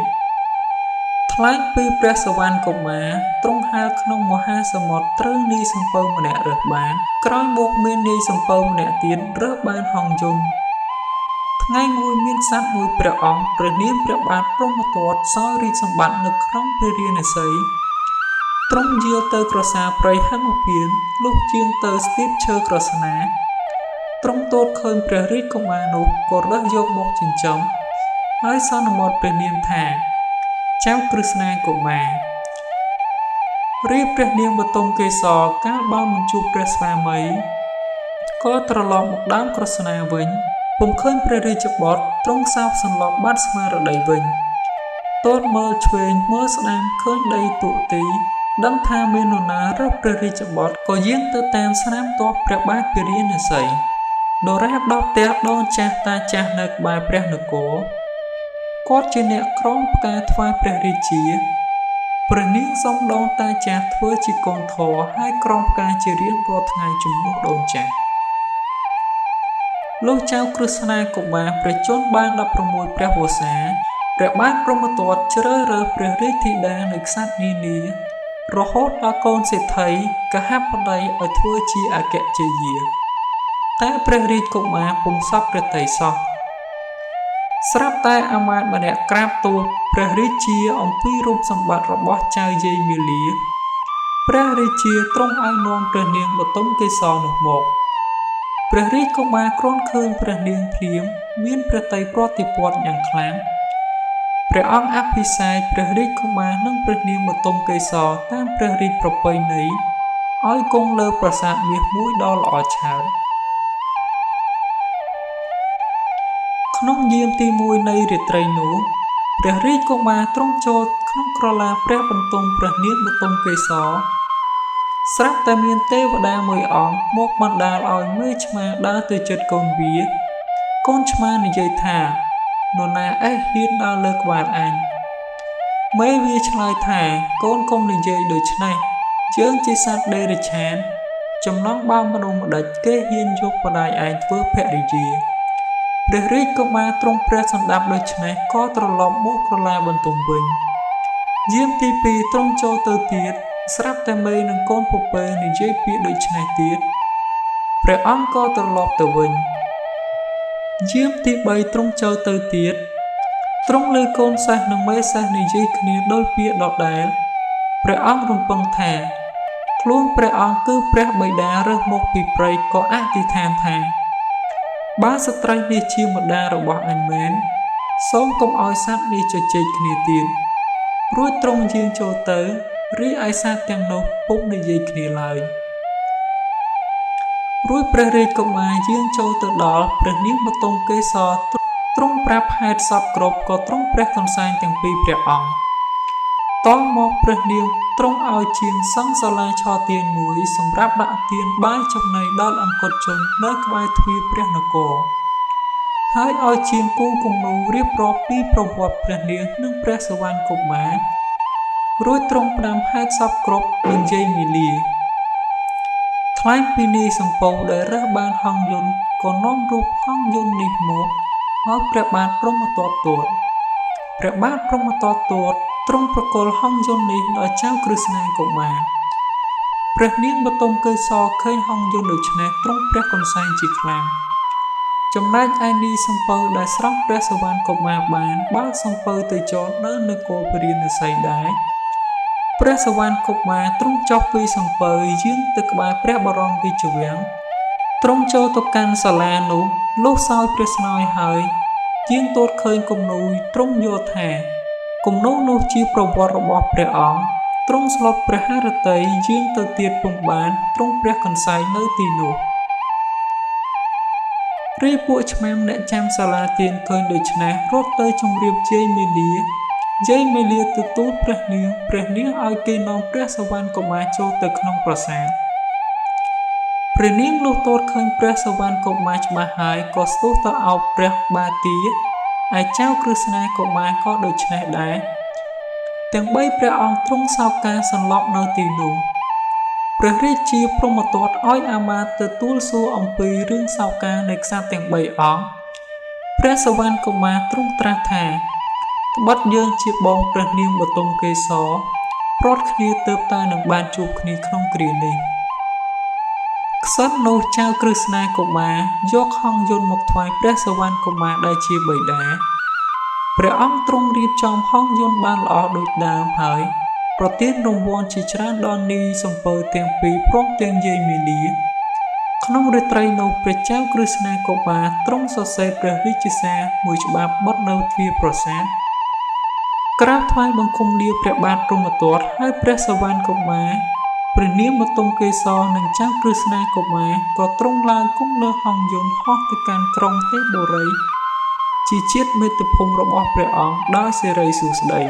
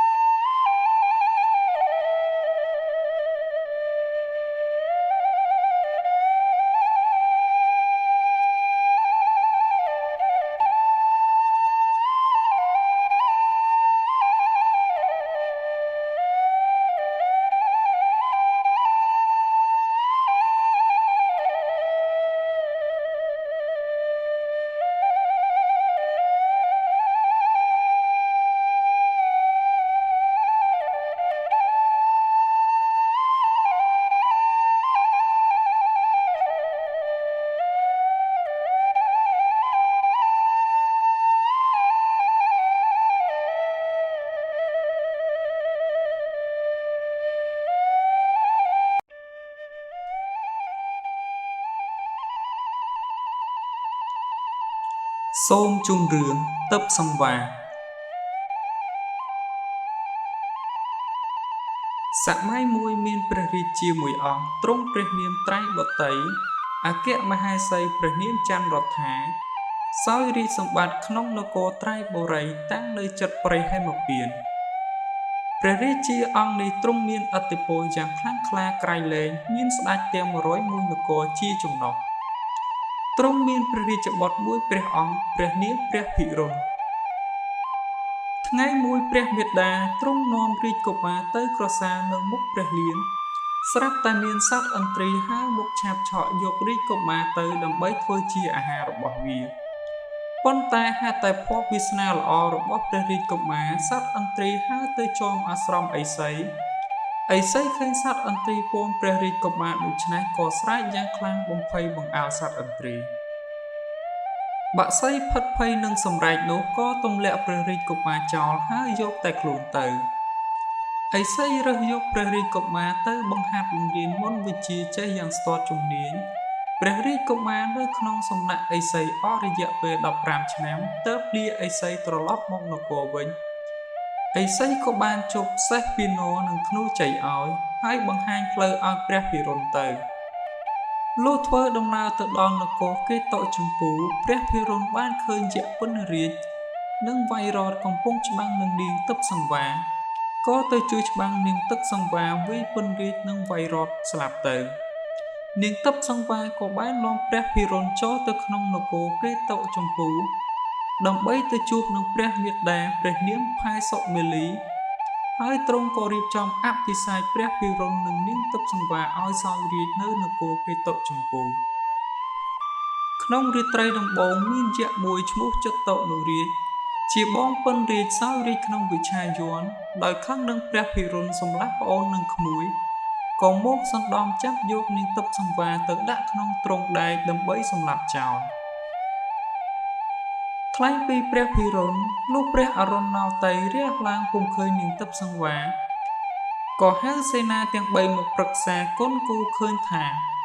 យក្សចតុរាជចាប់យកព្រះនាងទៅដោយបំណងថា7ថ្ងៃទៀតនឹងវាយសម្លាប់ប៉ុន្តែមិនអីទេ3ថ្ងៃកន្លងផុតទៅព្រះអង្គនឹងបានជួបព្រះនាងវិញព្រះភិរុណក៏នាំសេនាចេញដំណើរទៅនគរវិឆាយ័នដើម្បីយកនាងទឹកសង្វារមកវិញលុះទៅដល់ក្នុងរាត្រីនោះព្រះភិរុណក៏សណ្ដំយក្សដេកមិនលក់មិនដឹងខ្លួនសោះហើយចូលទៅក្នុងប្រាសាទគ្រប់ល្វែងបានឃើញព្រះនាងសុគន្ធជាបុត្រីរបស់ចនុរាជមានចិត្តប្រតិព័ទ្ធលួងលោមដោយសេចក្តីស្នេហាដរាបបានសម្រេចការដោយបំណងលុះពេលអរុណជិតរះព្រះភិរុណចេញពីបន្ទប់នាំនាងទឹកសង្វារចេញពីក្រុងវិឆាយ័នត្រូវសំចតលើភ្នំហស្សភ័ណ្ឌដើម្បីរងចាំច្បាំងនឹងយក្សថ្លែងពីក្រុងចតុរាជភ្លឺឡើងពូពលដែលយាមល្បាតបក្រាបទូលថានាងទឹកសង្វាររត់ចេញពីទ្រុងដែកបាត់ទៅហើយចតុរាជឮភ្លាមខឹងខ្លាំងណាស់ប្រើរាជអាមាត្យទៅឲ្យវាយស្គរប្រមូលកងទ័ពចេញទៅតាមនាងទឹកសង្វារក្នុងពេលនោះបក្សីវាយុភ័តជាកល្យាណមិត្តរបស់ចតុរាជបានកេណ្ឌទ័ពទៅជួយច្បាំងដែរនៅក្នុងចម្បាំងព្រះភិរុណនិងនាងទឹកសង្វារបានសម្លាប់ចតុរាជនិងវាយភៈព្រមទាំងពួកពលស្លាប់អស់ចេញដំណើរទៅសម្រាកកាយនៅក្នុងភ្នំមួយដោយនឿយហត់ខ្លាំងពេកក៏ផ្ទុំលក់ទាំងសេះដែលនៅយាមប្រចាំការក៏លក់ទាំងឈរដែរគ្រានោះមានយក្ខិនីម្នាក់ឈ្មោះនិលភៈជាភរិយារបស់ចៅងួសដែលដើរទៅធ្លាក់ជ្រោះស្លាប់នាងដើរទាំងសេចក្តីទុក្ខឡើងលើភ្នំឃើញព្រះភិរុណនិងនាងទឹកសង្វារកំពុងផ្ទុំលក់នឹកស្មានថានាងទឹកសង្វារជាប្រុសក៏ចាប់យកទៅបំរុងធ្វើជាប្តីក្រោយពីភ្ញាក់ដឹងព្រះកាយឡើងដឹងថាយក្ខិនីចាប់យកនាងទឹកសង្វារក៏សម្លាប់យក្ខិនីនោះស្លាប់ហើយដើរកាត់ដងព្រៃត្រឡប់មករកព្រះភិរុណវិញនាងទឹកសង្វារដើរវង្វេងក្នុងព្រៃទុរគមដរាបបានបុត្រមួយឈ្មោះសុងសេនចូលទៅសងសំណាក់នៅនឹងឥសី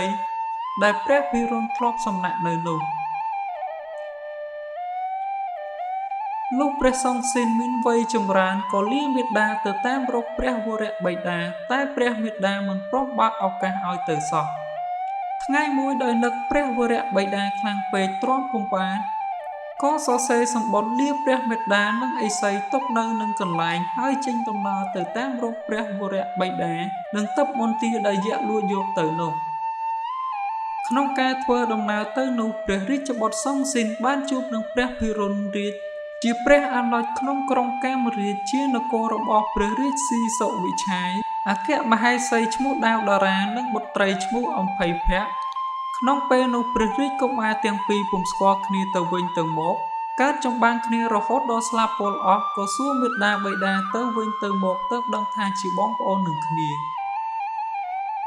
ព្រះសង្ឃសេននិងសុវិឆាយរៀបអភិសេកព្រះនាងអំភ័យភ័ក្រឲ្យទៅជាអគ្គមហេសីនៃព្រះអរុណរាជមិនតែប៉ុណ្ណោះកើតចម្បាំងជាមួយនឹងយក្សជាច្រើនឥឡូវទៀតមានយក្សឈ្មោះកណ្ណរាជដែលលួចយកនាងទិព្វមន្ទីរជាដើមប៉ុន្តែបាននាងសាស៊ីនិងយួនវិយោជួយមានជ័យជំនះដរាបរហូតបានជួបនឹងព្រះភិរុណជាព្រះវរៈបិតាចំណែកព្រះភិរុណកាលបើព្រះអាទិត្យរះភ្លឺស្វាងតានឡើងមិនឃើញនាងទិព្វសង្វាក៏នាំភីលៀងហោរកនាងទិព្វសង្វាដោយភ័ព្វអាក្រក់វង្វេងផ្លូវចូលទៅក្នុងនគរវិឆាយយ័នឃើញយក្សមួយឈ្មោះតុវេនរាជកំពុងតែច្បាំងជាមួយនឹងកងទ័ពវិឆាយយ័នក៏ហោះចុះទៅក្នុងនគរវិឆាយយ័នបានឃើញនាងឧបាលវណ្ណាកំពុងតែយំសោកជាមួយនឹងនាងសុគន្ធភ័យសុមាលីជាបុត្រីព្រះភិរុណលួងលោមព្រះនាងឲ្យឈប់យំសោកទ្រង់នឹងចេញច្បាំងយកអាសាថ្វាយទ្រង់ចេញចម្បាំងដរាបមានជ័យជំនះហើយត្រឡប់ចូលនៅក្នុងព្រះនគរវិញព្រះនាងឧបាលវណ្ណាក៏រៀបចំអភិសេកព្រះភិរុណនិងនាងសុគន្ធព្រះភ័យសុមាលីជាអគ្គមហេសីក្រុងរាជសម្បត្តិនគរវិឆាយយ័ននាងសុគន្ធព្រះភ័យសុមាលីមានព្រះរាជបុត្រមួយអង្គឈ្មោះអរុណរាជក្រុងរាជសម្បត្តិក្រុងវិឆាយយ័នបន្ទាប់ពីពេលអភិសេកមកមានលេងល្បែងជាច្រើនមានកុនល្ខោនជាដើមព្រះភិរុណទតឃើញស្រីរបាំតែងខ្លួនល្អហាក់ដូចជាស្រីទេពអប្សរក៏នឹកដល់នាងទិព្វសង្វាជាអគ្គមហេសីទី1ហើយលាព្រះនាងភ័យសុមាលីទៅតាមរកនាងទិព្វសង្វាដរាបបានជួបព្រះនាងហើយនាំមកសោយរាជក្នុងនគរកេតុចម្ពូជានគររបស់ព្រះបិតារបស់ព្រះនាងវិញព្រះភិរុណមានព្រះរាជបុត្រពីរគឺព្រះសង្ឃសេននិងព្រះអរុណរាជព្រះអរុណមានអគ្គមហេសីមួយព្រះនាងអំភ័យភ័ក្រមានបុត្រីមួយឈ្មោះអំផានណាវេតព្រះសង្ឃសេនមានអគ្គមហេសី5ទី1ព្រះនាងទិព្វមន្ទាមានព្រះរាជបុត្រមួយឈ្មោះសូរិយាវង្សទី2ព្រះនាងសោយមនីមានព្រះរាជបុត្រីមួយឈ្មោះវេលាវ៉ានទី3ព្រះនាងទេពអប្សរមានព្រះរាជបុត្រមួយឈ្មោះសុងស៊ីនធាត់ទី4យួនវិនិយោទី5សោយសាសីបណ្ដាបុត្រាបុត្រីទាំងនោះព្រះសុងស៊ីនធាត់ជាព្រះរាជបុត្រយ៉ាងជំនាញក្នុងសឹកសង្គ្រាមបានច្បាំងនឹងនិរុណមាទចោះចាញ់ថ្វាយនគរវេលវ័ននិងបុត្រីឲ្យជាអគ្គមហេសីសោយរាជក្នុងនគរនោះហើយជួនដំណើរព្រះសង្ឃស៊ីនធាត់ទៅក្រុងត្រៃបុរីដើម្បីជួយព្រះអយ្យកាព្រះអយ្យកោ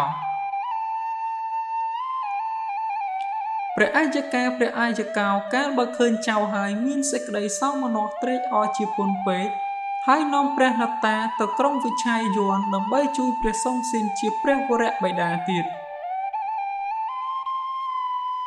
និរុណមាទនៅក្នុងទីនោះអស់រយៈពេល7ថ្ងៃក៏លាដន្លងនាំសុងស៊ីនធាត់មកក្រុងវេលវ័នវិញថ្លែងពីព្រះច័ន្ទស្ថិតនៅឋានសួគ៌មានព្រះរាជបុត្រី2អង្គចេតបុត្រឈ្មោះច័ន្ទកិរិយាអនុបុត្រឈ្មោះកិរិយាច័ន្ទលោកបុត្រទាំងពីរមានវ័យចម្រើនឡើងទៅដណ្ដឹងនាងវេលាវ៉ានជាបុត្រីព្រះសង្ឃស៊ីនឲ្យច័ន្ទកិរិយាអភិសេកសោយរាជនៅនគរពេជ្ររដ្ឋរាជសីមាទៅដណ្ដឹងនាងអំផាន់ណាវេតជាបុត្រីព្រះអនុរាជឲ្យកិរិយាច័ន្ទអភិសេកឲ្យសោយរាជនៅនគររដ្ឋរាជព្រះសង្ឃសេនកាលបើរៀបអាហារវិហារមង្គលបុត្រីនិងក្មួយស្រីរួចហើយក៏និយាយនឹងព្រះច័ន្ទជាដន្លងថា ខ ខ្ញុំនៅសល់បុត្រម្នាក់ទៀតឈ្មោះសូរិយាវង្សសពថ្ងៃនៅជាមួយនឹងសុងស៊ីនធัวជាកូនបងឯនោះហើយពុំទាន់មានអគ្គមហេសីនៅឡើយព្រះច័ន្ទតបថាបើដូច្នេះយើងនឹងទៅដណ្ដឹងនាងកែវសវណ្ណជាបុត្រីព្រះនរាយឲ្យព្រះសូរិយាវង្សព្រះសុងស៊ីនក៏យល់ព្រមហើយនាំគ្នារៀបបណ្ដាការចូលទៅគំនបកប់ស៊ូគូព្រះនរាយដើម្បីដណ្ដឹងបុត្រីព្រះនរាយក៏យល់ព្រមឲ្យរៀបចំអភិសេកព្រះសូរិយាវង្សនិងនាងកែវសវណ្ណឲ្យសោយរាជ្យក្នុងនគរសវណ្ណមាលី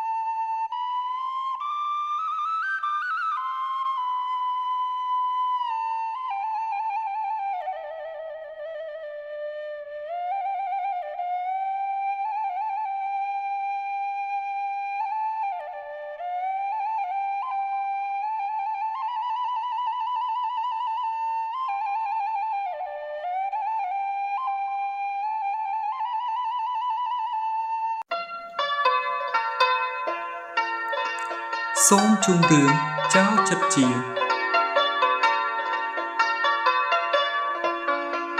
មានរឿងព្រេងមួយដំណាលថាកាលនោះមានក្មេងប្រុសម្នាក់នៅជាមួយឪពុកម្ដាយ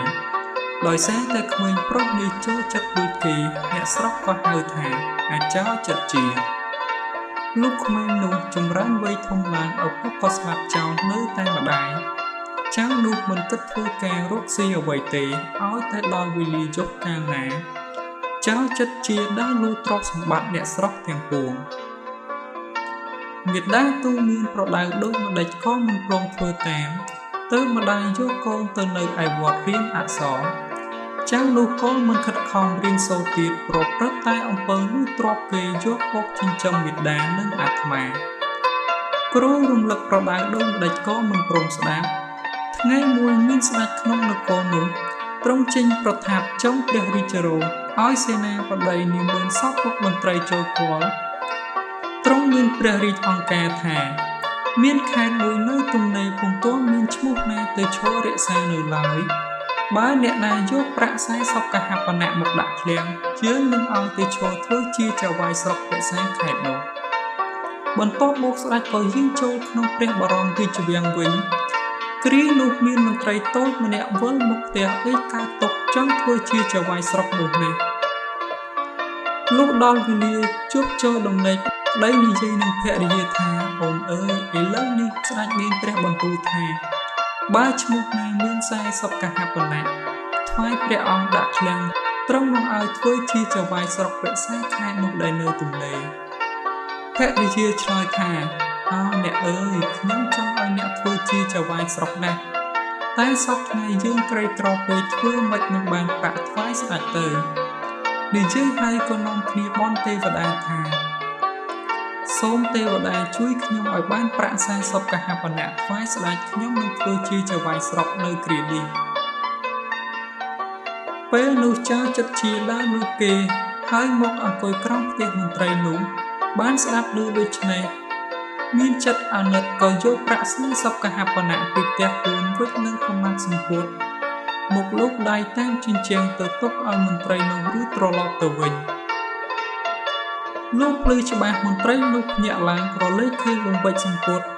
ក៏ចាប់លើកស្រែមកឃើញប្រាក់40កហបណៈអណាស់ក៏ប្រាប់ប្រពន្ធថាយើងបានប្រាក់40កហបណៈហើយគឺជាប្រាក់ដែលទេវតាប្រគល់ឲ្យយើងប្រពន្ធស្ទុះមកមើលឃើញច្បាស់ក៏មានចិត្តត្រេកអរពំពេកលុះដល់ថ្ងៃរសៀលមន្ត្រីនោះយកប្រាក់40កហបណៈទៅថ្វាយស្ដេចដាក់ឃ្លាំងព្រះរាជាក៏តាំងមន្ត្រីនោះឲ្យធ្វើជាចៅហ្វាយស្រុករក្សាខេត្តនោះតទៅឯចៅចិត្តជាកាលបើដឹងថាមន្ត្រីនោះបានធ្វើជាចៅហ្វាយស្រុកហើយក៏ដើរស្វែងរកអ្នកស្រុកក្នុងខេត្តនោះធ្វើដំណើរឲ្យគេចាប់ខ្លួនបានម្ចាស់ទ្រព្យនាំចៅចិត្តជានោះទៅជូនចៅហ្វាយស្រុក ចៅវាយស្រុកបង្កប់មេកុកឲ្យដាក់ច្រវាក់ឃុំទុកត្រង់ផ្ទះលោកដល់វេលាយប់ស្ងាត់ចៅចិត្តជានិយាយតែម្នាក់ឯងថាអូព្រះអើយហេតុតែឯងមានចិត្តអាណិតគេចង់ធ្វើចៅវាយស្រុកខ្លួនឯងខំយកប្រាក់40កហបណៈវិចនឹងកំណាត់យកមកឲ្យគេទាំងយប់ឥឡូវគេបានធ្វើចៅវាយស្រុកហើយគេមិនមេត្តាដល់ឯងបន្តិចសោះគេបែរជាដាក់ច្រវាក់ឃុំឯងទុកឲ្យវេទនាចៅចិត្តជានិយាយតែពាក្យដដែលម្នាក់ឯងជាច្រើនដងហើយចៅវាយស្រុកនឹងប្រពន្ធបានលើចៅនិយាយដូច្នេះក៏ពិភាក្សាគ្នាថាចៅនិយាយនេះដូចរឿងយើងណាស់យើងគួរតែចុះទៅសួរវាមើលចៅវាយស្រុកចុះពីផ្ទះសួរចៅចិត្តជាថាយើងលើឯងនិយាយអីយើងដូចជាស្ដាប់បានខ្លះចូលឯងនិយាយម្ដងទៀតទៅមើលចៅចិត្តជាប្រាប់ថាខ្លួនខ្ញុំនេះជាមនុស្សប្រព្រឹត្តអំពើចោរកម្មដើរលួចតែទ្រព្យគេរាល់យកមកចិញ្ចឹមជីវិត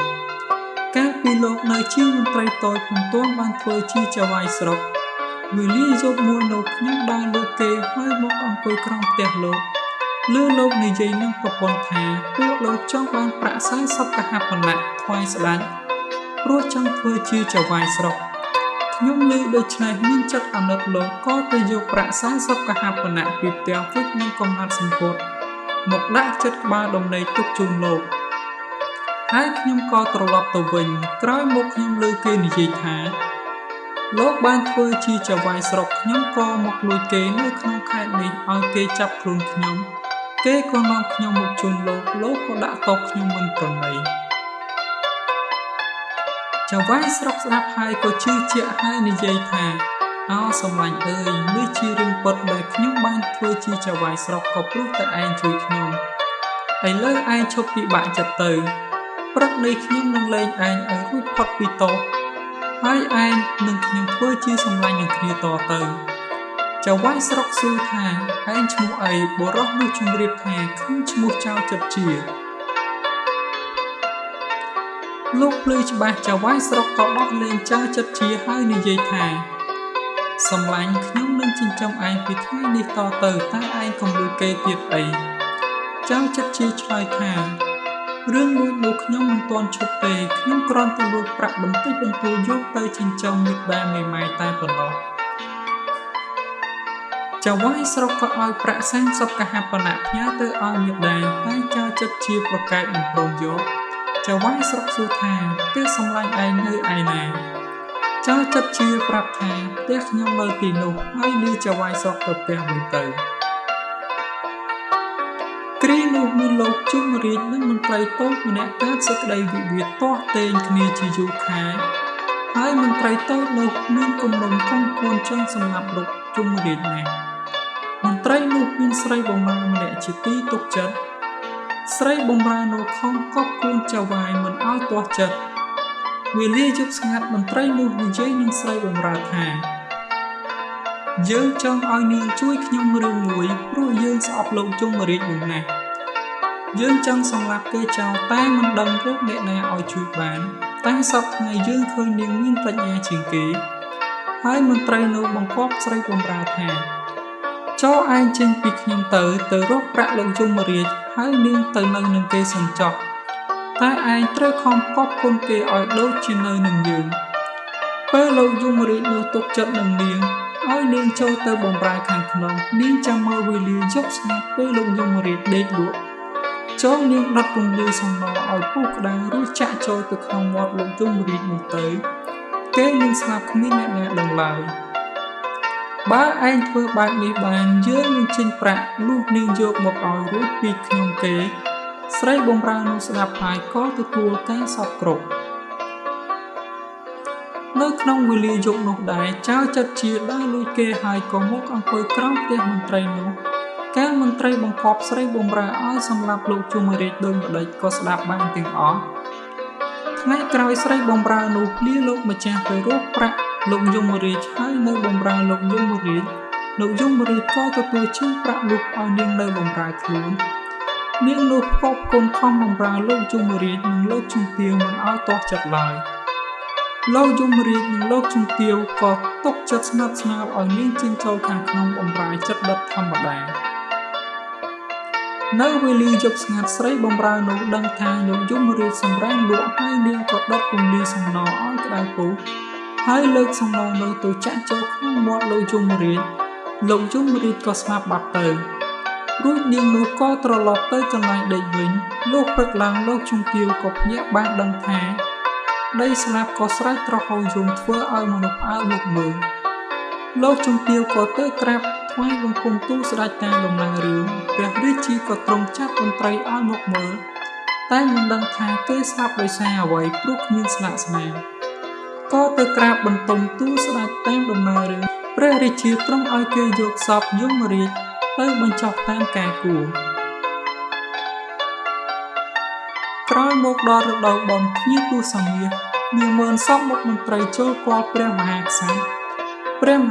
ទ្រង់មានព្រះរាជអង្ការថាបើអ្នកណារកមនុស្សម្នាក់ដែលសម្លាប់លោកយមរាជឃើញយើងនឹងឲ្យគេធ្វើជាទីយមរាជរួចមកស្ដេចក៏យាងចូលទៅខាងក្នុងវិញសេនាបតីនាងមើលសពមុខមន្ត្រីក៏ទៅផ្ទះរៀងខ្លួនគ្រានោះចៅវាយស្រុកដែលជាសម្លាញ់នឹងចៅចិត្តជាចង់ធ្វើយមរាជណាស់បានទៅរកចៅចិត្តជាសួរថាសម្លាញ់ឯងមកមានការអ្វីចៅវាយស្រុកប្រាប់ថាខ្ញុំមកមានការចង់សួរឯងបន្តិចត្បិតលោកយមរាជស្លាប់ដោយអត់មាននរណាដឹងស្លាប់ពីរោគអ្វីហើយលើស្ដេចមានព្រះរាជអង្ការថាបើអ្នកណារកឃើញមនុស្សដែលសម្លាប់លោកយមរាជឃើញទ្រង់នឹងឲ្យធ្វើជាទីយមរាជរឿងនេះសម្លាញ់ឯងដឹងឬទេត្បិតខ្ញុំចង់ធ្វើយមរាជណាស់ចៅចិត្តជាឆ្លើយថារឿងនេះខ្ញុំបានដឹងច្បាស់ព្រោះនៅយុគមួយនោះខ្ញុំដើរលួចគេហើយខ្ញុំមកអង្គុយក្រោមផ្ទះមន្ត្រីតូចម្នាក់នៅខាងជើងផ្ទះលោកយមរាជឆ្ងាយពីគ្នាបន្តិចមន្ត្រីនោះបាននិយាយប្រាប់ស្រីបម្រើម្នាក់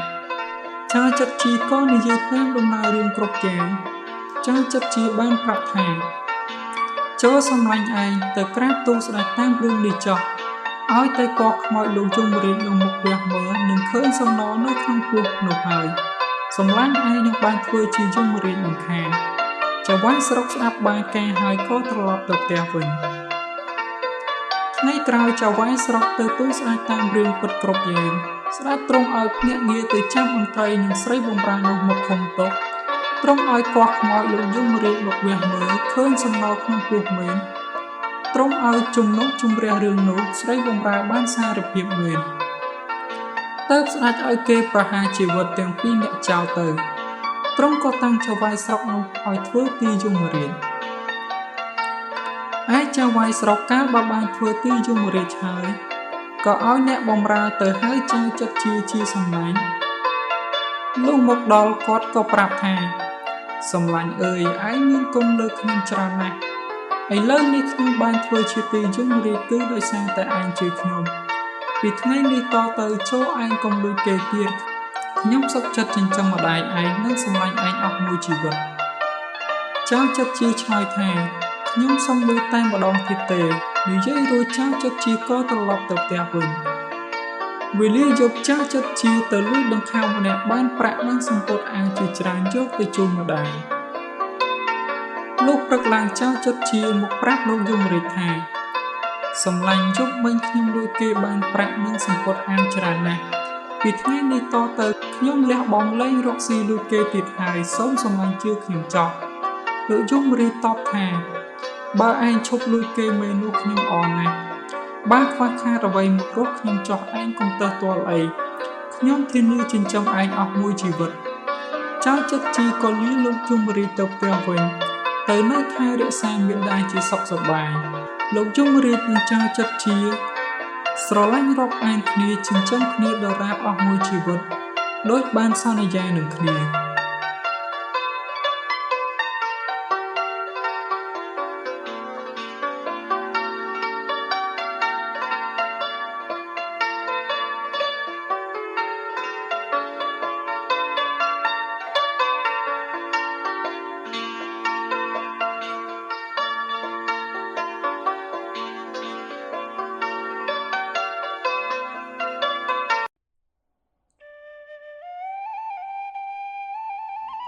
សូមជូនរឿងប្រវត្តិពិធីបុណ្យចូលឆ្នាំខ្មែរ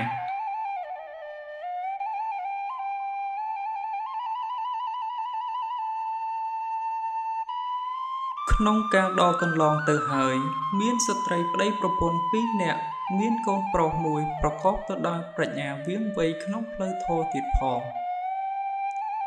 កុមារនោះមានឈ្មោះថាធម្មបាលកុមារជារៀងរាល់ថ្ងៃចៅធម្មបាលតែងតែទៅជំនុំធម៌នៅឯធម្មសភាសាលាប្រជាជនក្មេងចាស់ប្រុសស្រីគោរពរាប់អានស្រឡាញ់នឹងមកស្ដាប់ធម៌ជារៀងរាល់ថ្ងៃគ្រប់គ្នាតែងតែសរសើរធម្មបាលកុមារថានៅក្មេងពិតតែមានបញ្ញាពូកែណាស់ប្រការនេះហើយទើបនាំឲ្យក្តៅក្រហាយដល់កបិលមហាព្រហ្មគាត់គិតក្នុងចិត្តថាធម្មបាលកុមារមានប្រជាជនគោរពស្រឡាញ់ច្រើនមិនអីទេអាត្មាអញនឹងរកវិធីទប់ទល់ដោយប្រាជ្ញាអាត្មាអញផ្ទាល់លុះគិតដូច្នេះហើយកបិលមហាព្រហ្មក៏ចុះមកជួបនឹងធម្មបាលកុមារនៅឯធម្មសភាសាលាធម្មបាលកុមារយើងមកនេះគឺចង់ភ្នាល់ជាមួយចៅបើចៅឯងរកឃើញប្រស្នានោះយើងនឹងកាត់ក្បាលរបស់យើងបូជាធម៌តែបើចៅឯងរកពុំឃើញនោះទេក្បាលចៅឯងក៏ត្រូវបូជាធម៌ដូចគ្នាដែរធម្មបាលកុមារបានសួរទៅកបិលមហាព្រហ្មថាព្រះគុណម្ចាស់ប្រស្នានេះជាអ្វីទៅក្រាបទូលចុះចៅចាំស្ដាប់ចោះប្រស្នានោះយើងសួរអំពីសេរីសួស្ដីរបស់មនុស្សផងទាំងឡាយវាមានប៉ុន្មានយ៉ាងមិនដេចស្ដាប់បានទេយើងសន្យាថានឹងទុកពេលឲ្យចៅរយៈពេល7ថ្ងៃសម្រាប់ប្រស្នានេះក្រោយទទួលយកប្រស្នាអំពីកបិលមហាព្រហ្មមក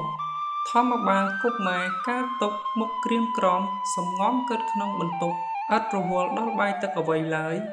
ក្រោយពីគិតអស់រយៈពេលច្រើនថ្ងៃមកធម្មបាលកុមារក៏អស់សង្ឃឹមក្នុងជីវិតហើយសម្រេចចិត្តចុះចេញពីវិមានមិនឲ្យឪពុកម្ដាយដឹងឡើយ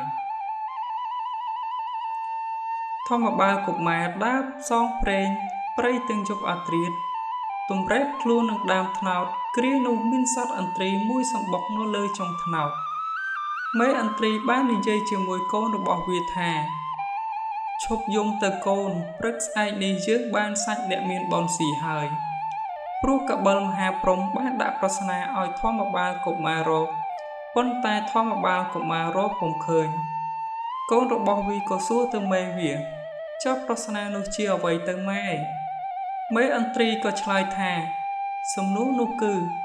តើសេរីសួស្ដីរបស់មនុស្សមានប៉ុន្មានចុះសេរីសួស្ដីតើវាមានប៉ុន្មានទៅម៉ែកូនឥន្ទ្រីសួរមេឥន្ទ្រីឆ្លើយគឺមាន3ដងក្នុងមួយថ្ងៃគឺព្រឹកនៅត្រង់មុខមនុស្សភ្ញាក់ពីដំណេកត្រូវលុបលាងមុខថ្ងៃនៅត្រង់ដើមទ្រូងគឺនៅពេលមនុស្សក្តៅមនុស្សត្រូវលុបលាងខ្លួនឯប្រលប់ចូលដំណេកវិញត្រូវលាងជើងតែប៉ុណ្ណឹងឯងណាកូនលុះធម្មបាលកុមារឮដូច្នេះហើយក៏ក្រោកឈរសម្លឹងលើមើលសត្វឥន្ទ្រីហើយក៏ស្រែកថាអស្ចារ្យណាស់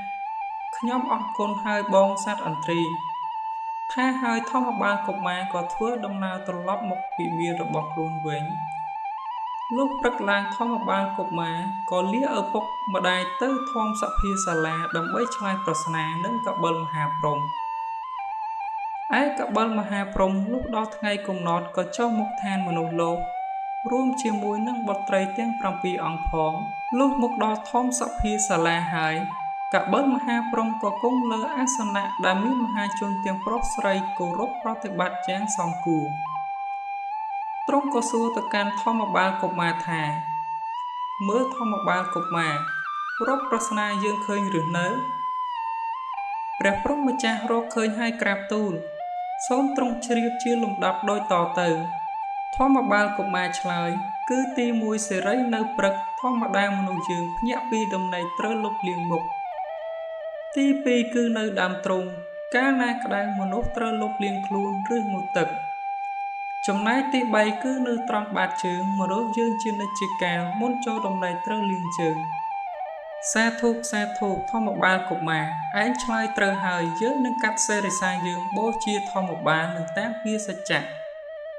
ធម្មបាលកុមារក៏ឆ្លើយតបព្រះព្រហ្មចាស់ខ្ញុំព្រះអង្គពុំចង់បានដូច្នេះទេសូមទ្រង់បំភ្លេចពាក្យចោលទៅប៉ុន្តែកបិលមហាព្រហ្មទ្រង់មិនព្រមទេទ្រង់បានប្រាប់ឲ្យបុត្រីទាំង7អង្គហុចព្រះខានហើយទ្រង់ផ្ដាំថាបុត្រីព្រះសិរសាបិតាបើកូនបោះចោលទៅដីវានឹងឆេះដល់ឋាននរកតែបើកូនបោះទៅអាកាសវានឹងឆេះដល់ទេវលោកដូច្នេះចូលកូនយកភាជន៍មាសមកទ្រដាក់ទៅតម្កល់ផ្ដាំហើយកបិលមហាព្រហ្មដាក់ព្រះខានទៅនឹងកដៃមួយទៀតទប់ព្រះសិរសាយកភាជន៍មាសហើយបុត្រីទាំង7អង្គក៏ហោះទៅកាន់ឋានលើវិញជាមួយនឹងភាជន៍មាសព្រះសិរសាព្រះបិតាប្រជាជនទាំងប្រុសទាំងស្រីនៅក្នុងភូមិនាំគ្នាអបអរសាទរធម្មបាលកុមារដែលដោះប្រស្នាបានហើយរស់នៅយ៉ាងសុខសាន្តទៅហោង